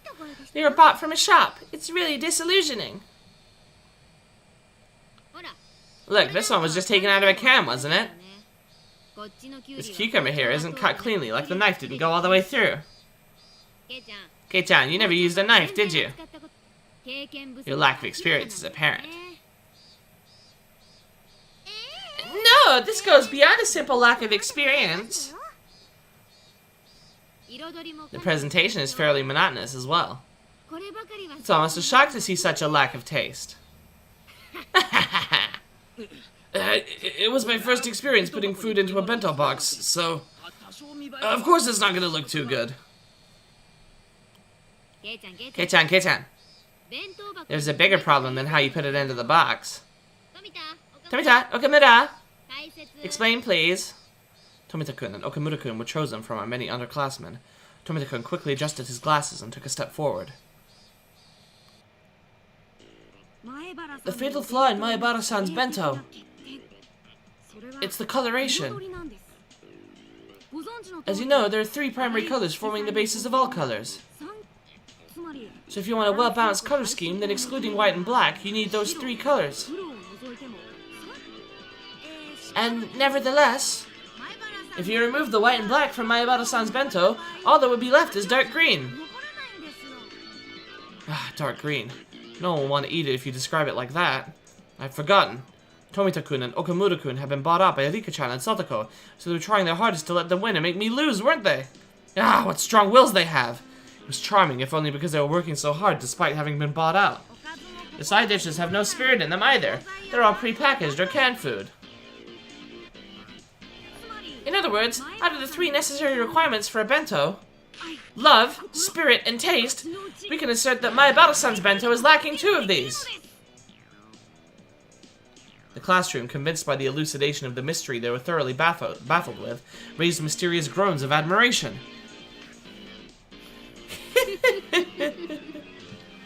No heart and no spirit. It's decided then? Keiichi Maebara?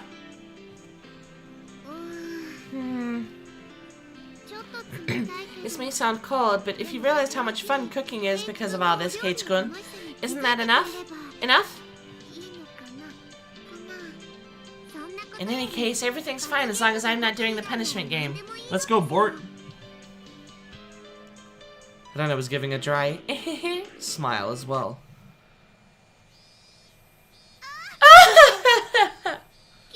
It's been settled, Kate-san. You're going to be the one doing the punishment game.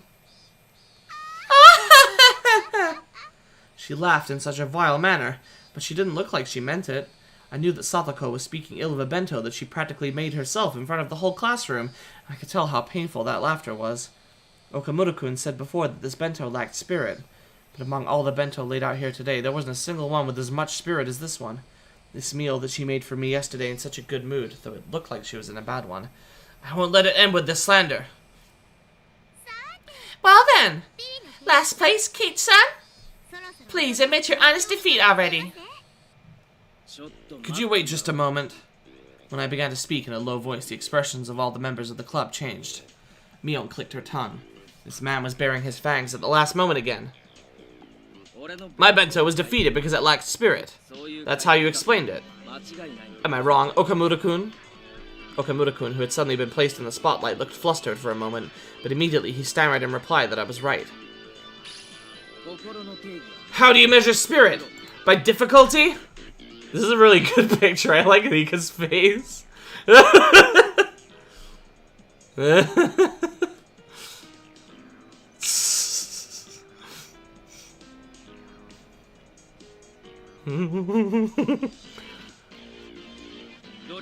By effort? By sweat or tears? By its manifestation? Then how would you rate these burns that are still on my hands? Wow, Keiichi-kun, those are oil burns? Great, the burn marks from when I almost caused a fire yesterday looked just like I was having a ton of trouble cooking.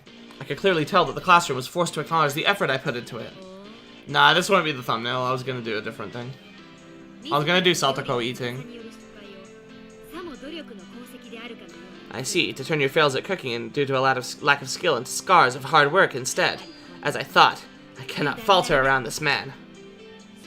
That's right. I lack skill. I'm so bad at cooking that my grandstanding yesterday was pitiful. But I didn't run away. I fought, and I delivered these results. Is that not spirit? What do you think? Rena wants to acknowledge it. Nobody can keep on going if their defiant spirit doesn't get valued.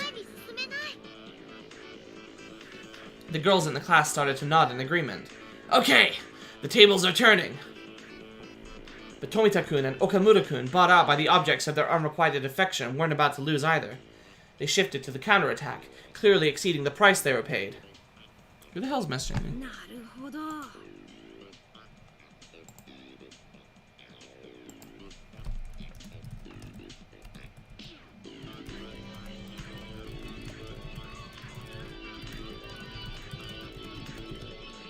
Sorry.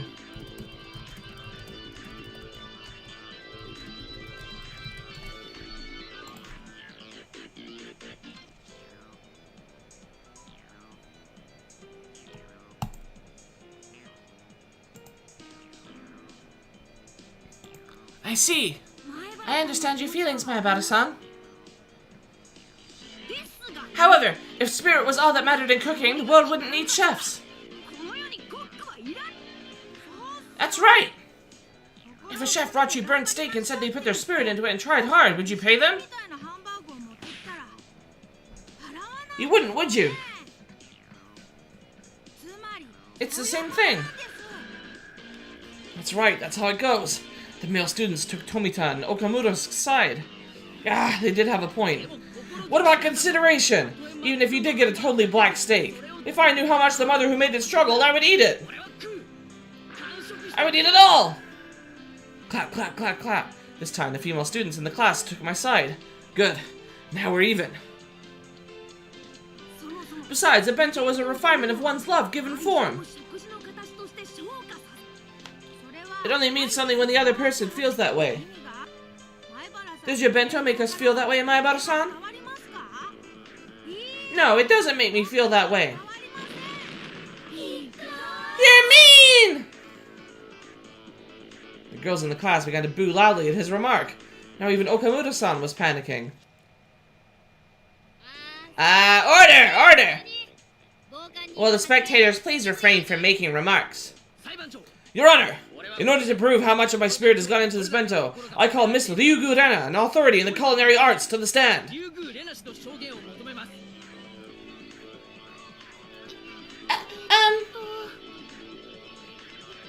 Rena thinks this bento has spirit in it.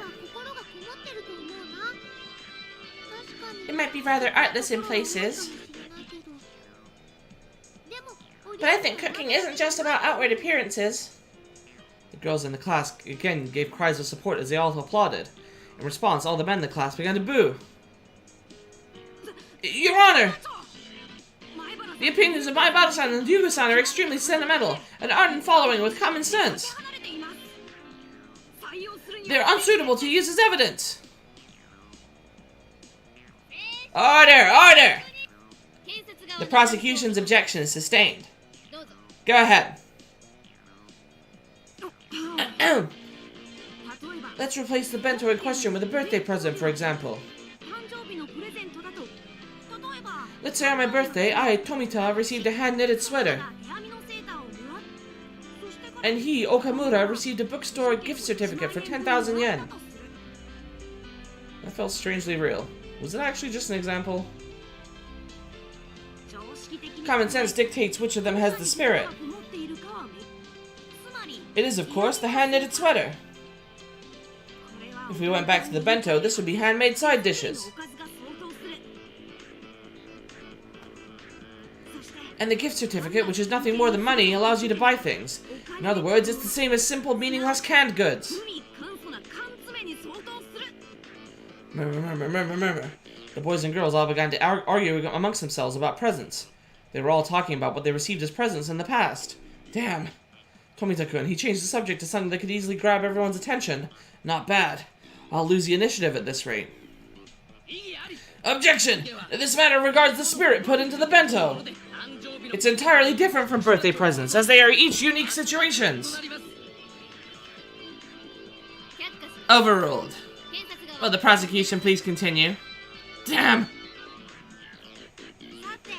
Now then, what's important here is the fact that the spirit of the giver and spirit of the receiver are totally different.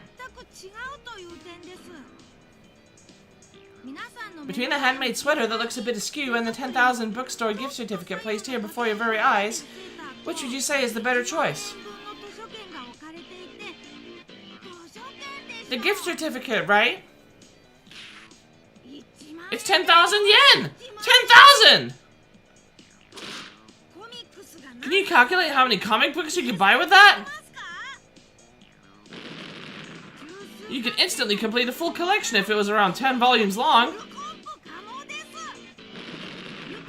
Dozens of happy, humorous manga!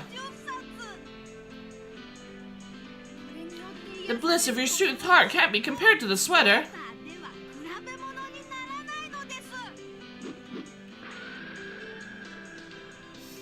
The boys unanimously praised that with applause. Materialistic brats.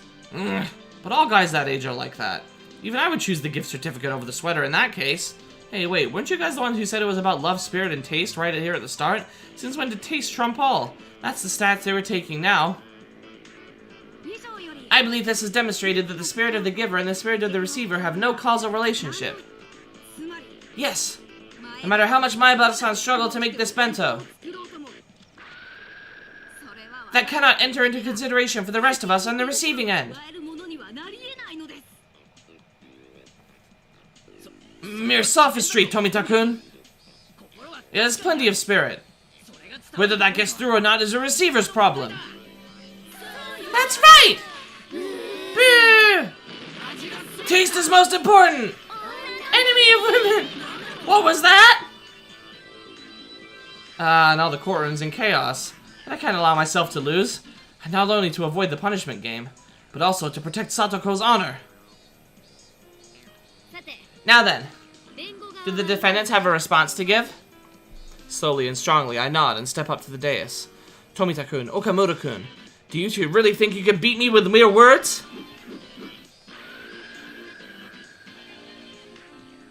The prosecution just said that we should value the gift without basing it on the spirit of the giver. Correct?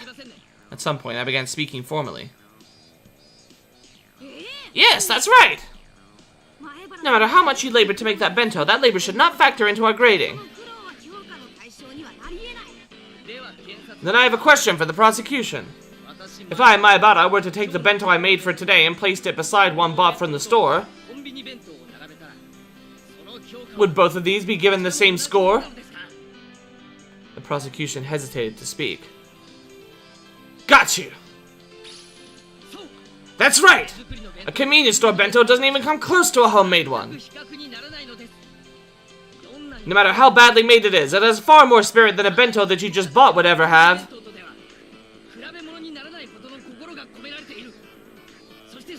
You see, that spirit is being graded, meaning the spirit the cook put into the bento has already reached the recipient. Admit it!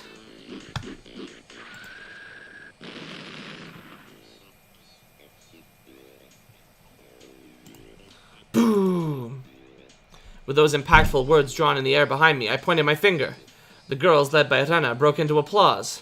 Some of the boys were admitting it too. I'll admit it. You admitted it? You admitted it, right? Then let's move to why a convenience store bento has no spirit in it. What exactly is the spirit in a bento in the first place? Objection! Maebara-san is trying to deceive the court by using abstract expressions. Objection overruled. This sounds interesting, so listen until he's done. Got him. Now I'll show you two the difference between us. Your Honor, I'd like to call Ms. Rika Hudide to the stand as a witness. Me. Even for Rika-chan, that must have seemed like a bolt from the blue. There's no doubt that she never dreamed the point of my spear would be aiming at her. But Rika-chan, you said it before. For this showdown, it doesn't matter. Rika Hudide-san, your bento today was very well made. It looks delicious. Me? Yes. Satoko and Rika-chan's bentos had been made of half of Tomita-kun's and Okamura-kun's. The prosecutor's faces turned pale, but they were too late. Rena, would you bring Okamura-kun's bento over here? Huh? Okay, sure. Your Honor! My bento has no relevance to this case! Overruled. Your Honor, I submit Okamura-kun's bento box as evidence. Look at it! Look at what's inside!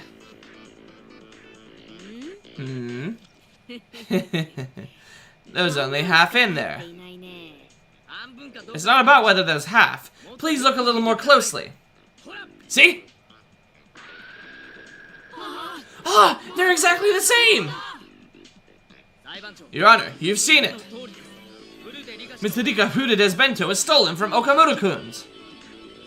There's no way such a thing could have spirit in it. No, but that's just a coincidence. It's already obvious. Spirit. It's a game of catch between the giver and the receiver. The bento box, then, is the ball. That bento was something Okamura-kun was given, from mother to son. That means Okamura-kun is the only one who can feel the spirit from this bento box. Now that it's been disturbed and been stolen, it no longer has that spirit. Dun dun dun! Yay! That did it. Huh? What? Is that true? Rika-chan, is that true? Me. Nipa.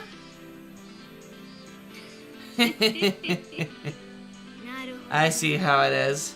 Mion, the judge, folded her arms and began to hum. I couldn't even take a guess as to what Mion was laughing about. Frankly, I didn't know whether I would win or lose. Okay. Before announcing my judgment, I'll start from the top. Shh. The entire classroom quieted. Hang on.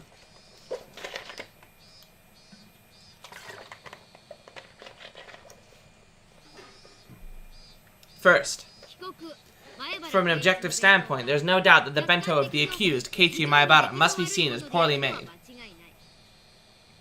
This is something that the grading results clearly display. Yeah. But as Kei-chan said, cooking is not all about taste. The spirit put into it should be considered subtle seasoning. For grading, though, that would only amount to a few points. It's so subtle that it's not enough to alter the results. Now then, I'd like to mention the original reason for today's bento showdown. What was the reason for it? That's right. We started it to see whether the accused, Keiichi Maebara, could cook for himself and to measure the result.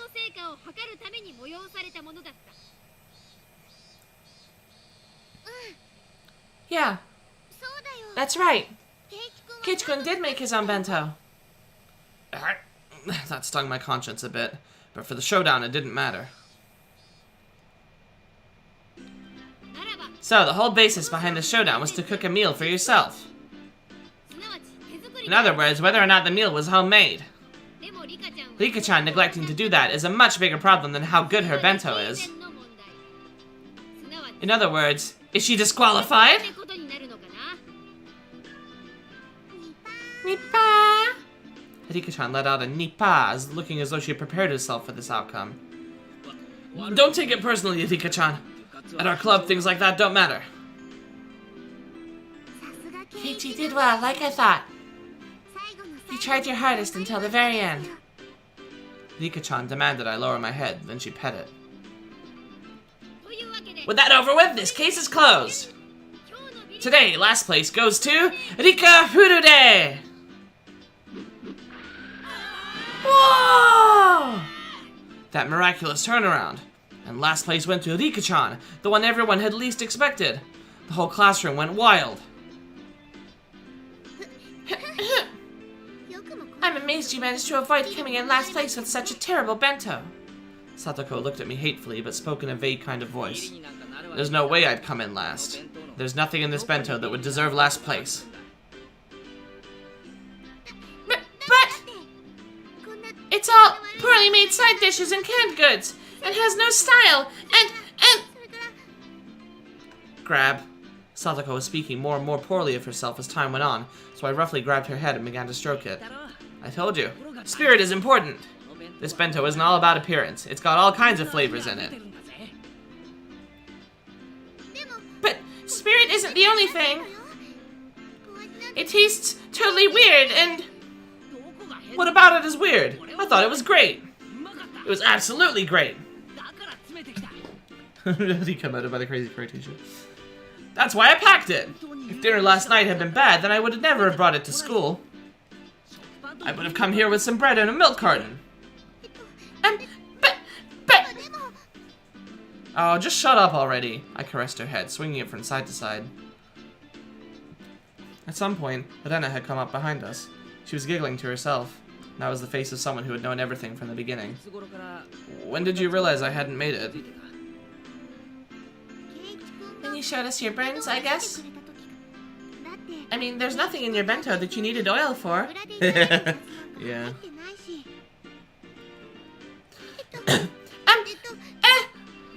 Rena-san, don't you think you're misunderstanding something? I didn't do anything. Huh? Satoko-chan, you weren't the one who made this bento. Then did Keiichi-kun make it by himself after all? Okay. Then I guess he did. Then smiled roguishly and turned from Satoko to me. When you cut cucumbers, you hold the knife like this and go like this. As for the colors, you can express all sorts of things if you place vegetables in the right way. This lecture was clearly not meant for me. But you've gotten a lot better since the last time you showed us. I see you've been studying. If you keep this up, I bet you'll be able to make better and better dishes in no time. She continued saying words clearly meant for Satoko while facing me instead. Satoko was wearing an ambiguous look and couldn't even nod her head at her. Anyway, no matter what anyone says, I like the way my bento is today. I'm not going to share it with anyone else either. I'll eat the whole thing by myself. Wow, how greedy! Rena wants to try some too! As we were going back and forth, Satoko rubbed her eyes as though she was drowsy, then announced to Mion and everyone else. Excuse me, the truth is, I got Tomita-san to give me some of his bento. Stupid! Hojo, what are you saying? If she kept it a secret, then at least she would have been saved. Tomita-kun looked at her with an expression filled with regret and surprise. Huh? Is that true? Really? Oh my! Mion spun her finger around, then pointed to the hallway, sentencing Satoko to the punishment game as well. Satoko left the classroom behind her, completely prepared, as though she was going with Rika-chan on an errand. I can't let Rika go alone. I will accompany her to the very depths of hell. You don't need to go that far. My word, Keiichi-san really is terrible too. Humiliating only Rika like that. He is truly a rotten person. I didn't mean... I couldn't just return Satoko's kindness with malice. Hey, Satoko really is silly. Rika-chan spoke so that only I could hear, grinning happily. Now then, let us be off, Rika. Punishment games are one of our duties as club members. Satoko seemed awfully happy, not frustrated in the slightest, like she always was when she lost. Damn, Rika-chan's right after all. Everyone here is a moron. Mion, I'll come clean too. I didn't make my bento today. I was the same, so I'm going with them for the punishment game. Huh? Even you, Kei-chan? What's going on?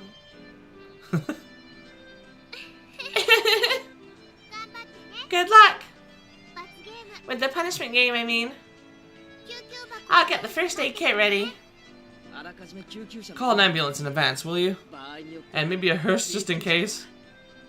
Leaving a bewildered Mion and a happily smiling Lana behind in the classroom, I went into the hallway. What are you doing?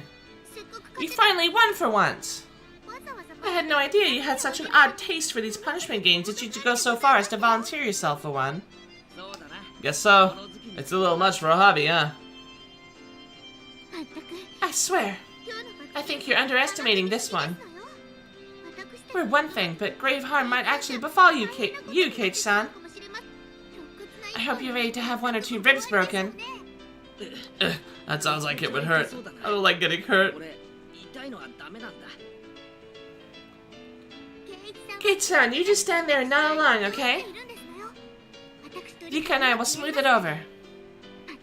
I swear, I can't believe I have to look after you even during a punishment game. Seriously.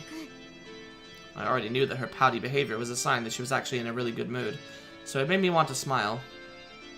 Hey, I do want to eat some vegetable stir-fry. Satoko, can you make that?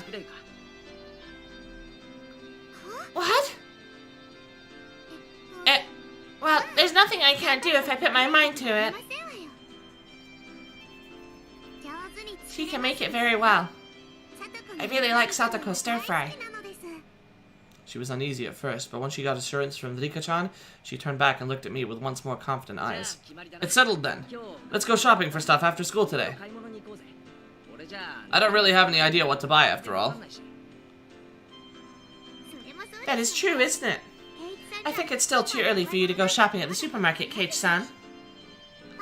It would make me anxious if I wasn't watching. And Satoko makes me anxious that she'll buy the wrong thing if I'm not watching.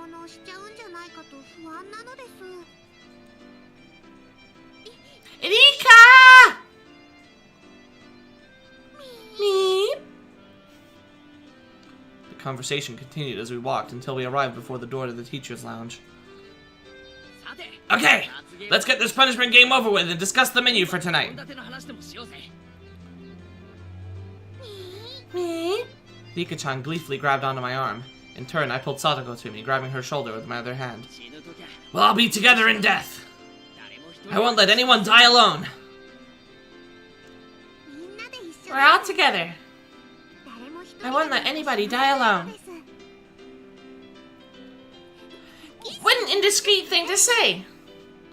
I want no part in something so disturbing. She may have sounded annoyed, but she was so happy it was going to make me blush. Alright, just beyond this door is the world after death. However, we shall return. All of us will. Yes, everyone will. Then, let us sally forth. Who the fuck is Sally and why is she fourth? Slam! We opened the doorway to the world of death. And like she did every day, just as the sun rose in the eastern sky, Chie-sensei was eating curry for lunch. It was store-bought, but she made a point of eating a different brand every day. Oh my. Maebaru-kun, Furude-san, Hojo-san. Is something the matter? She appeared to be in the middle of a moment of supreme bliss, her mouth full of her beloved curry. And we were to pick a fight with her. What a crime this punishment game would be. However, it was what we had to do. For that was the rule of our club!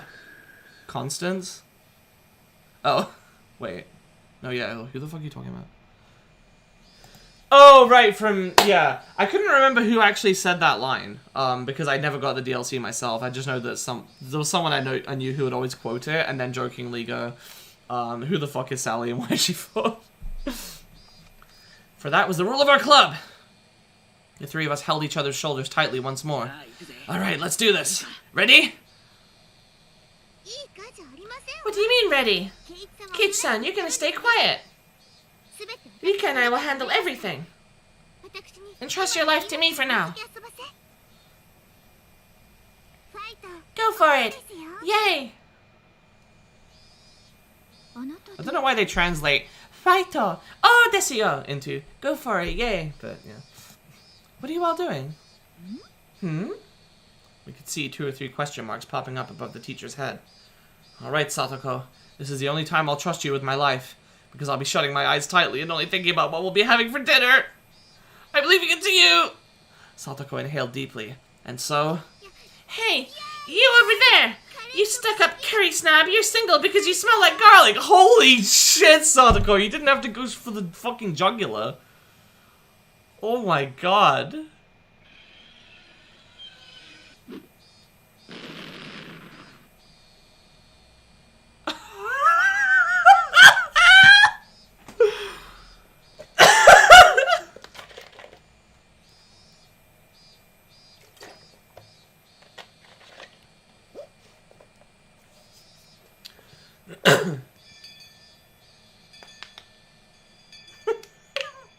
Oh my god.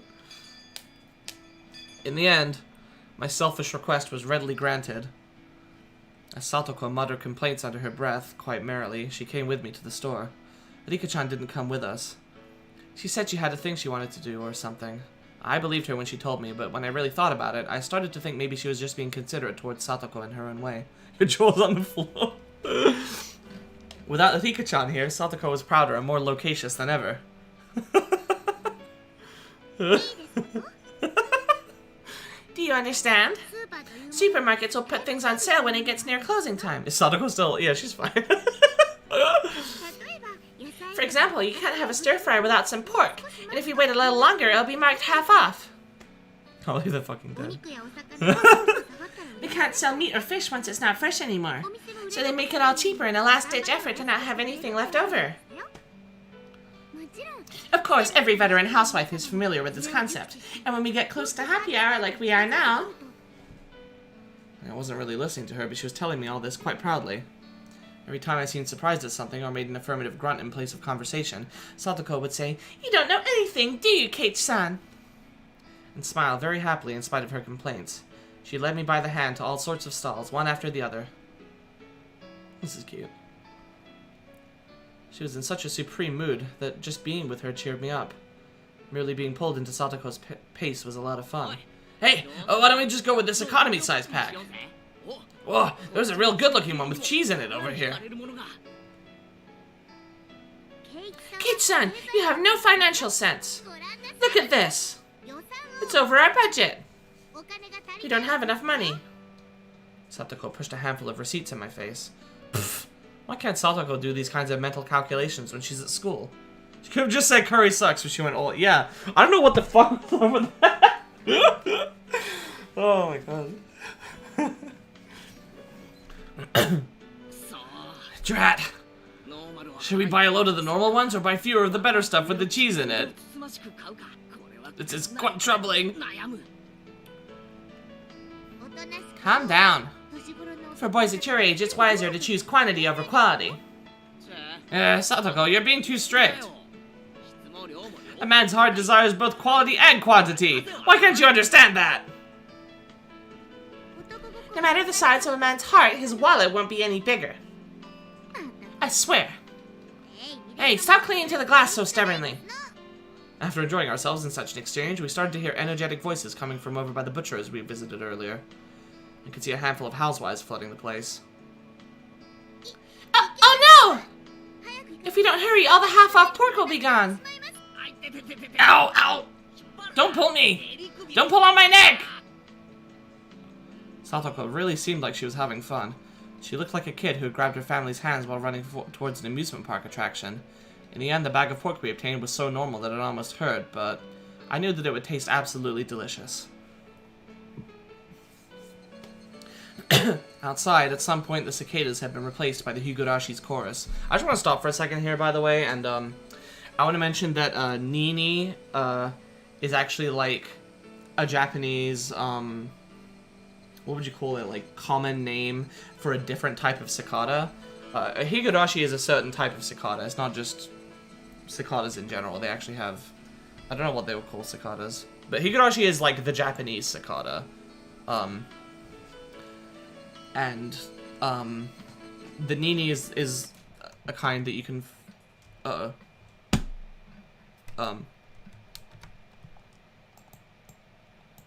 shit. Is the stream still going? Hang on. Why is the...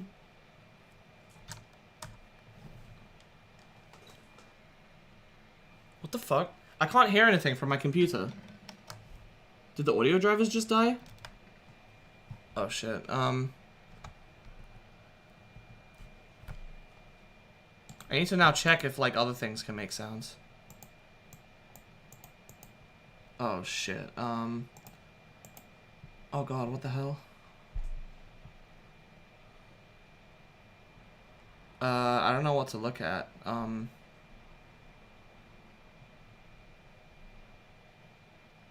Just random ProZD video, sure. So far, you. Okay, that's working. What the hell happened to... Okay, so it's not my audio drivers. For some reason, the game just muted itself. Did I hit some kind of hotkey by accident? I must have. I can only... That's the only thing I can think of. Let me go check the settings. Cool learning Japanese with auto. I mean, it's not very useful. Oh, that's working. What the hell? Did I somehow mute the music? Oh, you know what? Maybe the song just kind of ended, because it's making sound effects just fine. Let me, I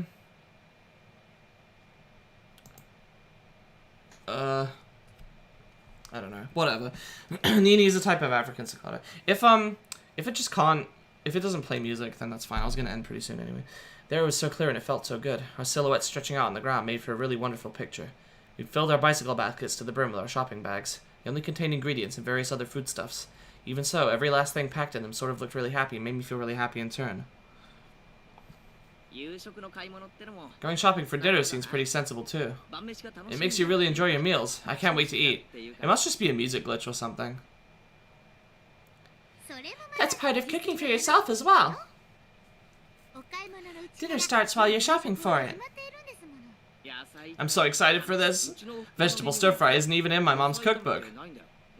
I never get to eat it unless we go out to a Chinese place, so I'm really looking forward to it today. That is indeed a pity. Then today I will present to you an especially tasty dish. Normally, right about now was the time I would start messing with her, but I didn't. Yeah, I bet you'll end up making something really great. I'm really looking forward to it. She stammered for a second. Satoko had been prepared for me to start making fun of her right there, too. And when it didn't come, she was surprised. Okay, I'm going to try a quick save. And I'm also going to try to just do an extra save here. And I'm going to go to the menu. And I'm going to try loading my save file and seeing if the music restarts.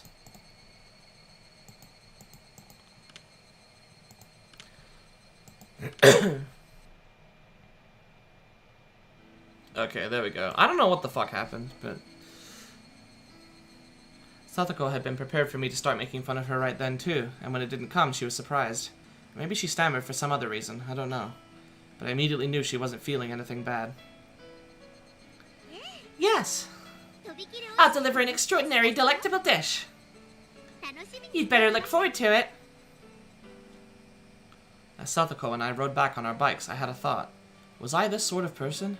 Until now, I would have lashed back at Satoko right away if she did something to me. Yeah, that was the kind of relationship we had. We would poke at each other a little and then kick up a storm while nitpicking at one another. At some point, that had changed. We weren't playing our usual tit for tat. I didn't provoke her, so we didn't fight. That went for Satoko, too. Satoko, who I thought I knew, hadn't been like this until now. Our relationship was changing, little by little. That's what it felt like. But it wasn't something I had to worry about. It was like our relationship had become a little bit happier, a little bit more charming. I wonder why we changed like this. Was she lonely and projecting her older brother Satoshi, who hadn't returned home, onto me? Rika-chan told me about that yesterday. That was probably exactly it. So, as my actions drew closer to Satoshi's, Satoko was now returning to how she'd been when she was living happily with her brother.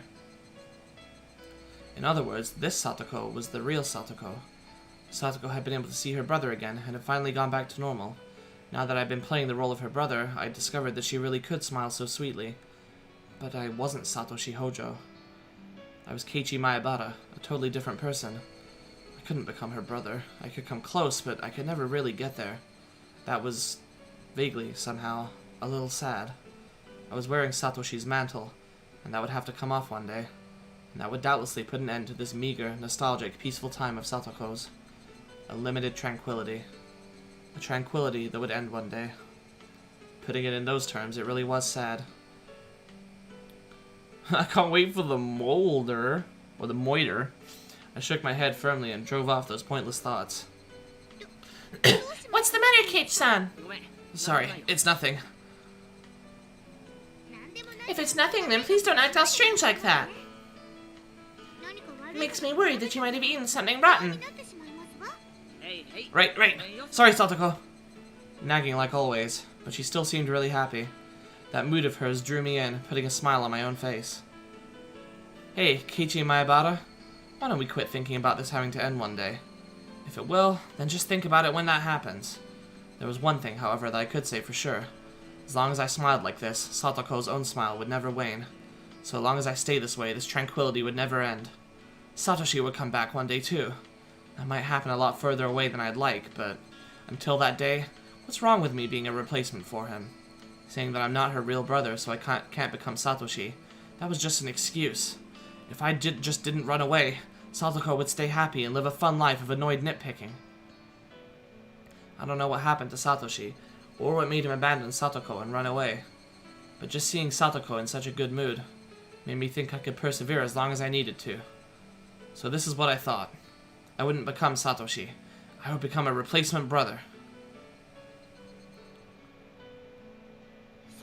This is it! This is the kind of stir-fry I was waiting for! It's great! It's absolutely great! The salt and pepper in the broth! Man! I could eat an entire pot of this! Stop that, Keiichi-san. You're spilling food everywhere. The food isn't going to run away. You don't need to eat it so fast. No, it will run away. The best and freshest flavors are running away from the moment the meal is completed. If you were to make 100 delicious things, then I would have a duty to taste every one of them. It's just good manners to do so. Your feelings are more than enough. So calm down and enjoy your food. You're right, I'm sorry. No insults here. I meekly scratched my head, then put down my chopsticks and laughed along with her like it was funny.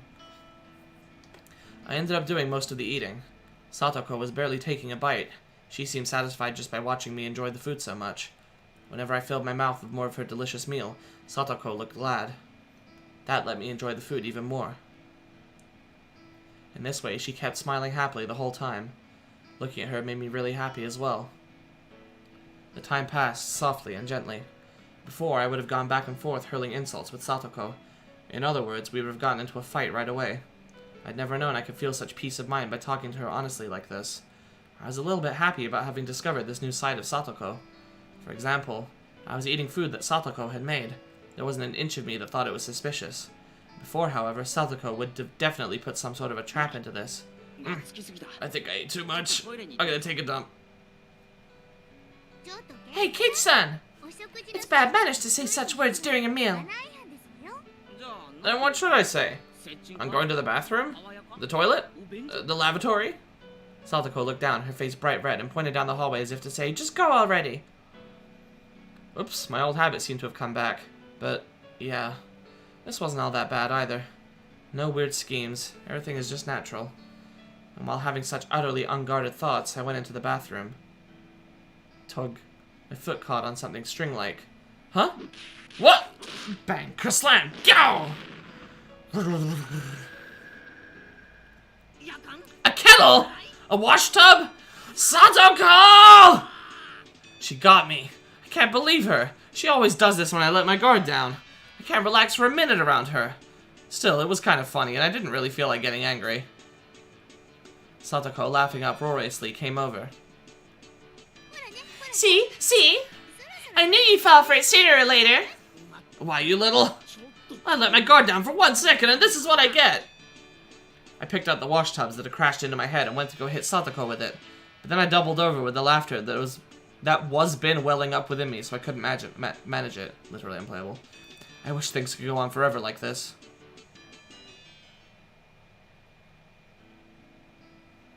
It's not like I was having the most fun since coming to Hinamizawa or anything, but it was probably the first time that I'd spent my days so simply and comfortably. It really wasn't worth much. It was only a few hours after all. As an only child, it was my first taste of having a sibling. Just washing dishes with her felt really nice. Side by side we washed, with the experienced Satoko doing most of the work as I threw in appropriate words to add to the conversation. The scene was so commonplace, and yet so mild and warm. Maybe I had felt this kind of warmth before, too, in the past. I think I've stood next to the sink with my mother like this when I was little. It made me feel nostalgic when I remembered it. It was the same sort of slow, easy time. It was tranquil. Such a quiet tranquility that the fact I wasn't uneasy about anything itself almost made me uneasy. Hey, wait, Keiichi Maebara. You feel uneasy about something just from spending time so leisurely? There's nothing at all to feel uneasy about. I mean, why would I be punished for enjoying a gentle life? I'd do anything to keep these days going, and I would never do anything bad, no matter what. I work hard for it, and endure much for it. So, God, it's not much of a dream to want this kind of thing to keep on going. But can't you grant it? Oh? Is that not the telephone? Who could it be at this hour? Oh, you're right. I hadn't noticed until she mentioned it. I hurried to stand up, then ran to the phone. Who could it be at a time like this? I did feel a little like the phone had interrupted my happy moment, but I still wanted to brag about how happy the time I was spending made me, no matter who it was on the other side. Hello? This is Maebara speaking. Hello, Keiichi? It's your mother. Oh, hello, Mom. What is it? It's pretty late. That was a little cold in me when she was only calling because she was worried about her son. I couldn't help but give myself a dry smile. Sounds like you're doing just fine for yourself. I was worried that you couldn't make dinner and went to bed hungry. Nah, it worked out. Did you make dinner properly? What did you have tonight? It was vegetable stir-fry, rice, and miso soup. Bought stuff right at the supermarket, plus a whole bunch of side dishes just for fun. Oh yeah, listen to this. I got the pork during the sale and got it half off. The things a housewife knows, right? And also... Well, that was thanks to Satoko, and not something I should be proud about. But still, I couldn't help but want to boast about the dinner tonight. It seemed like Mom got the hint that I was in a really good mood. I see. I'm so relieved that you're doing just fine. Oh yes, another thing. Your dad and I finished up with our job. We think we'll be back tomorrow afternoon or evening. Oh, I see. You did well for 2 nights. We've been pulling all-nighters too. It was a lot of work, but we managed to fill the gap in your dad's mentor's event. Cool. That's good. Well done. Why did my parents coming home seem so disappointing? I knew a little bit of the reason, of course. This tranquility I never wanted to end was about to end so readily, and it was a little painful. After being asked what kind of souvenir I wanted from Tokyo and replying that anything edible would be great, I put down the receiver and Satoko appeared, having finished cleaning up her trap. At first, Satoko was in a very good mood, but when she saw me put down the receiver with an uncertain expression, her own clouded over a bit. It seemed like she'd gotten the gist of what my phone conversation had been about. Is that your parents, Keiichi-san? Yeah, Mom says they'll be back tomorrow. Oh, that's good then. I won't have to go to the trouble of making you dinner tomorrow. Now you can enjoy your meals with just your family. No, that's not it. When I think about the dull, plain dinner table coming back tomorrow, it's a little lonely. You sure do live in luxury. Family sitting around the dinner table is the most fun way to enjoy a meal of all. My brother, Satoshi, running away from home came to mind immediately. But there was no gloom in the way she said it. It was only for 2 days, but they were very enjoyable dinners. Well then, and next time I'll go to your house to visit. Huh? Satoko momentarily made a happy smile, but then a second later it changed to an expression of surprise. My house is small and it's dirty. And the kitchen isn't as good as this one. Well, I don't mind. But, well, if you don't want to, then I won't. Satoko shook her head firmly, her whole body expressing denial. I gotta get you to teach me a whole bunch more stuff, too. I finally managed to figure out how to use the rice cooker and how to cook miso soup, after all. That's right, isn't it? Perhaps we should use this opportunity to have you learn more about cooking. It was so like Satoko to take this chance to proclaim that it was all for my sake. But there was no way to conceal her own enthusiasm. It was true that this gentle time would come to an end when my parents got back. There was no need to lament that, though. I can easily put in the effort to continue our mild moments like this. Like yesterday, Satoko told me she didn't need to be escorted home, but Rika-chan wasn't with her tonight. She'd be going home by herself. Everyone knew everyone else's face here in Hinamizawa, so it wasn't like it was dangerous to go out at night, but it still wasn't good to send a girl on her way all alone. At the very least, that's what I thought as Satoko's older brother. I'll take you as far as the school, at least. There's more lights over in that direction anyway. It's really fine, alright? If someone bad shows up, I'll take them down with one finger. There was no point in pressing her any more on the subject, so I took a handful of Satoko's hair and rubbed her head vigorously. Come on, Satoko, don't complain so much. Your Nini will bring you part of the way there. That's what I was about to say when I suddenly got embarrassed and my voice trailed off. Nini could only be the nickname Satoko gave to her old brother and nothing else. I was about to use it pretty lightly, so I started to feel apologetic and a little ashamed. Nini? Eh? What did Satoko just say? Well, Keiichi-san just seems like an older brother. That is, what I said, it's not quite right, but you seem kind of alike, so I just...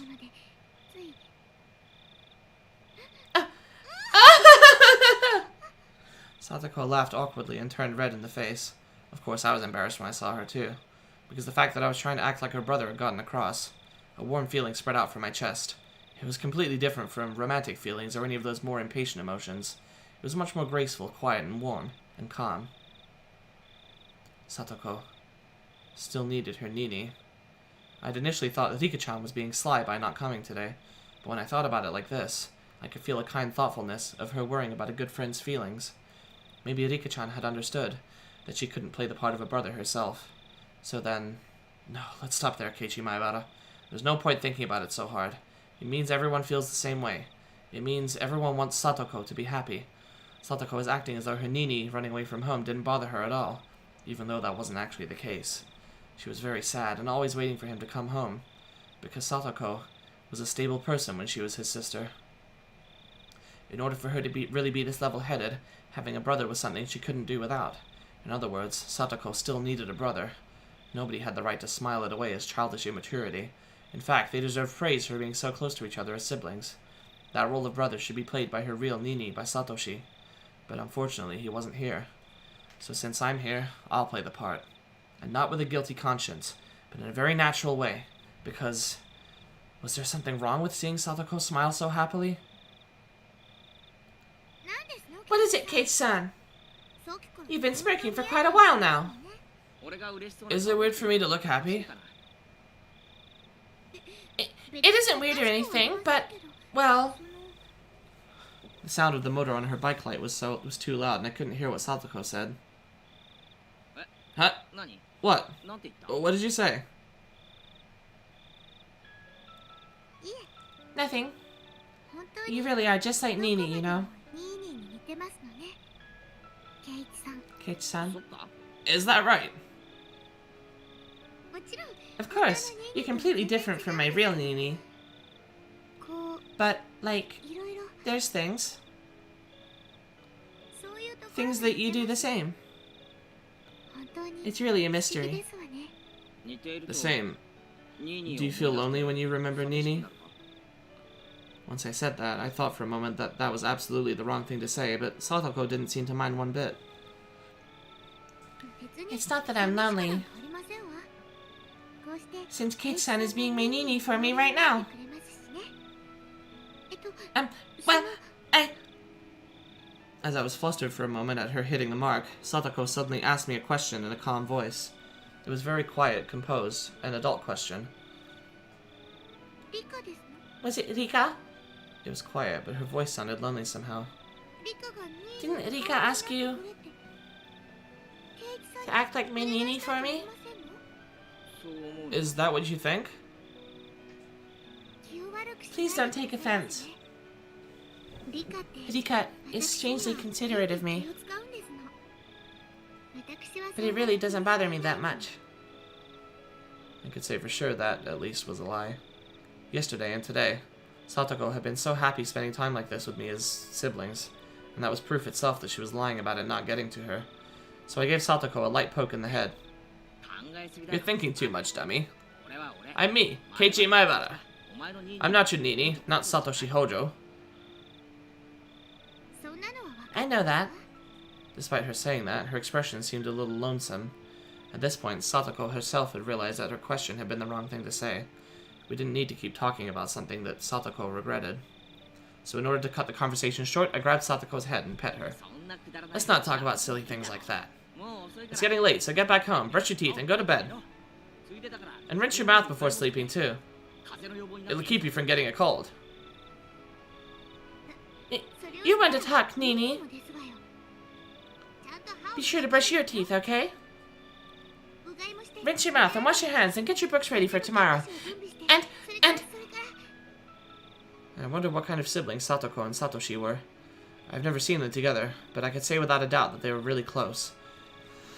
As for the way in which they were close, it was probably quite like this. It was so cool that the day's heat seemed like a lie, and yet the moonlight was somehow faintly warm. The quiet chorus of the insects was pleasing to the ears.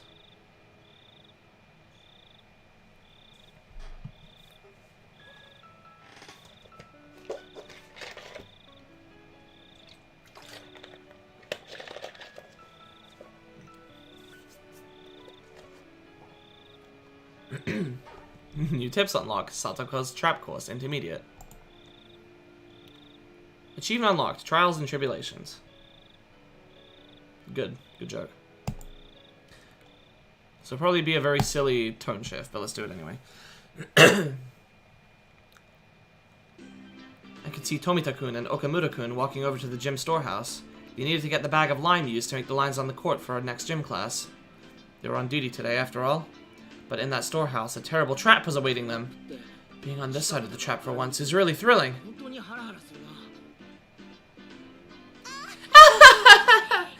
If you realize that is the true pleasure in setting up traps, then you have the potential yourself, Kage-san.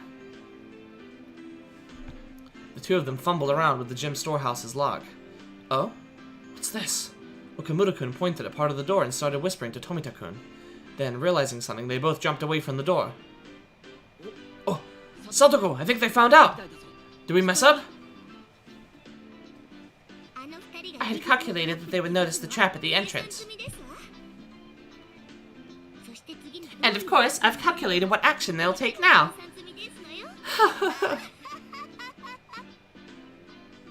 According to Satoko, after they noticed the suspicious trap on the door, they would go around and try to get in through the back window.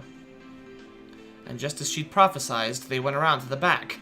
And just as she'd prophesied, they climbed up, opened the window, and tried to sneak in. Wow, amazing. Everything's exactly like you said.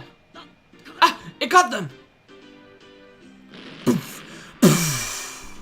An explosion of pure white lime burst out of the window. After a few moments, the two of them managed to crawl away from the window, both of them completely white.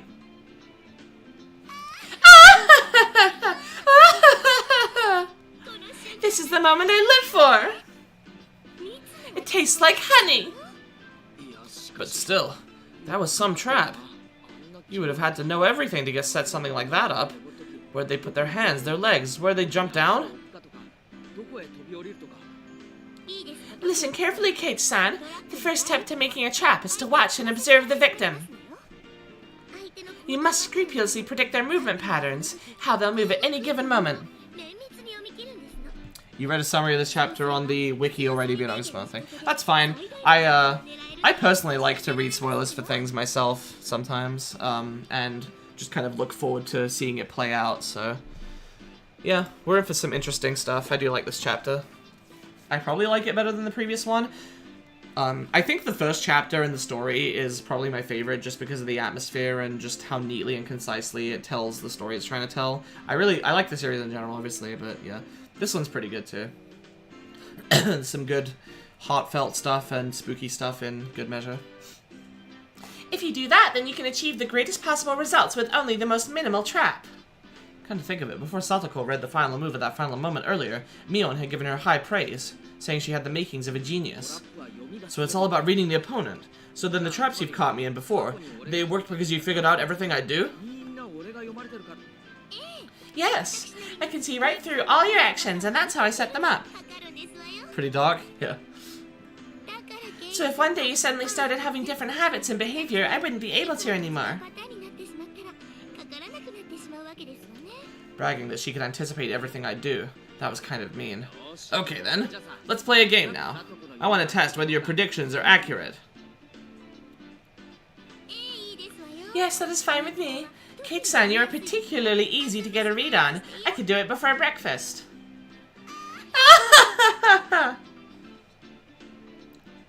When we went back to the classroom, Satoko tore off pieces of paper and wrote something on the back of them, making 3 cards. Of course, I didn't know what she'd written. Please, pick one of these cards, Kate-san. If you do not pick one that says you're a loser, you will win. Great, you're on! The club has built up my sensitivity to this stuff, so I'll smash right through your predictions. Satoko smirks and holds out the 3 cards. Set your mind to full power by calming it, Keiichi Maebara. Cool and collected is how you'll win. If I don't pick the losing one, I'll win. Which means if I do pick it, Satoko will win. In other words, Satoko wants them to make me pick the losing one. What would she do to make sure I pick the losing one? Could she even predict something like that? Statistically speaking, isn't there some rule that says I'm more likely to pick the one in the middle, or the ones on either side? And then it hits me like a flash. This is what Mion would do.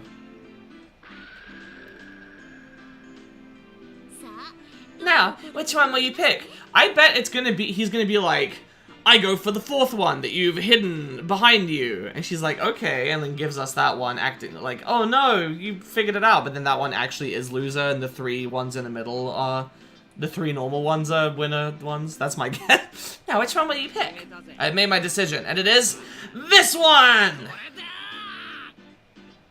Huh? Ah! What are you doing? I steal all 3 cards from Satoko's hands. I predicted what Sadako would do in advance. Sadako wanted to make sure I picked the losing one, which meant all 3 of these were losing ones. And that's how I knew. Allow me to look at all 3! I flip all 3 cards face up, and on each one there's a single word. You're a loser. Oh, I guess that works too. What's this? You're a loser. Huh? It means just what it says. If you'd only chosen one, you wouldn't have lost. What? What? Then you predicted that I'd draw all 3? Ah! I held my head in my hands and fainted as Satoko reveled at the might of her abilities. Her shrill laughter echoed throughout the classroom. And then there was a poof as lime powder came down upon Satoko's head. I looked to see Tomita-kun and Okamura-kun, all in white, dumping a whole bag of lime powder on her, getting their revenge. What? What are you suddenly trying to do, you two? Looks like there's no use talking to the person who set up that trick. Well, excuse me. Would you happen to have any proof? And I'd like it if you didn't call it something so inelegant, a trick. I would prefer if you call it something more refined. A trap, please. That being said, these two pretending to be tough. Not only that, but standing still, completely blank and silent. But anyway, ignoring what happened before, having someone chase you with their mouth full of lime in such a way that they can't even speak, yeah, that would be scary even for Satoko. Kid-san! Help me!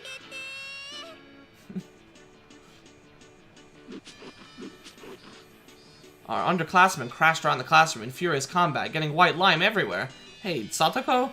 Why couldn't you see this coming exactly? At the time, I hadn't seen something coming too, though. The teacher coming to me afterward and giving us all a stern talking to. Oh boy. Okay, well, I enjoyed that.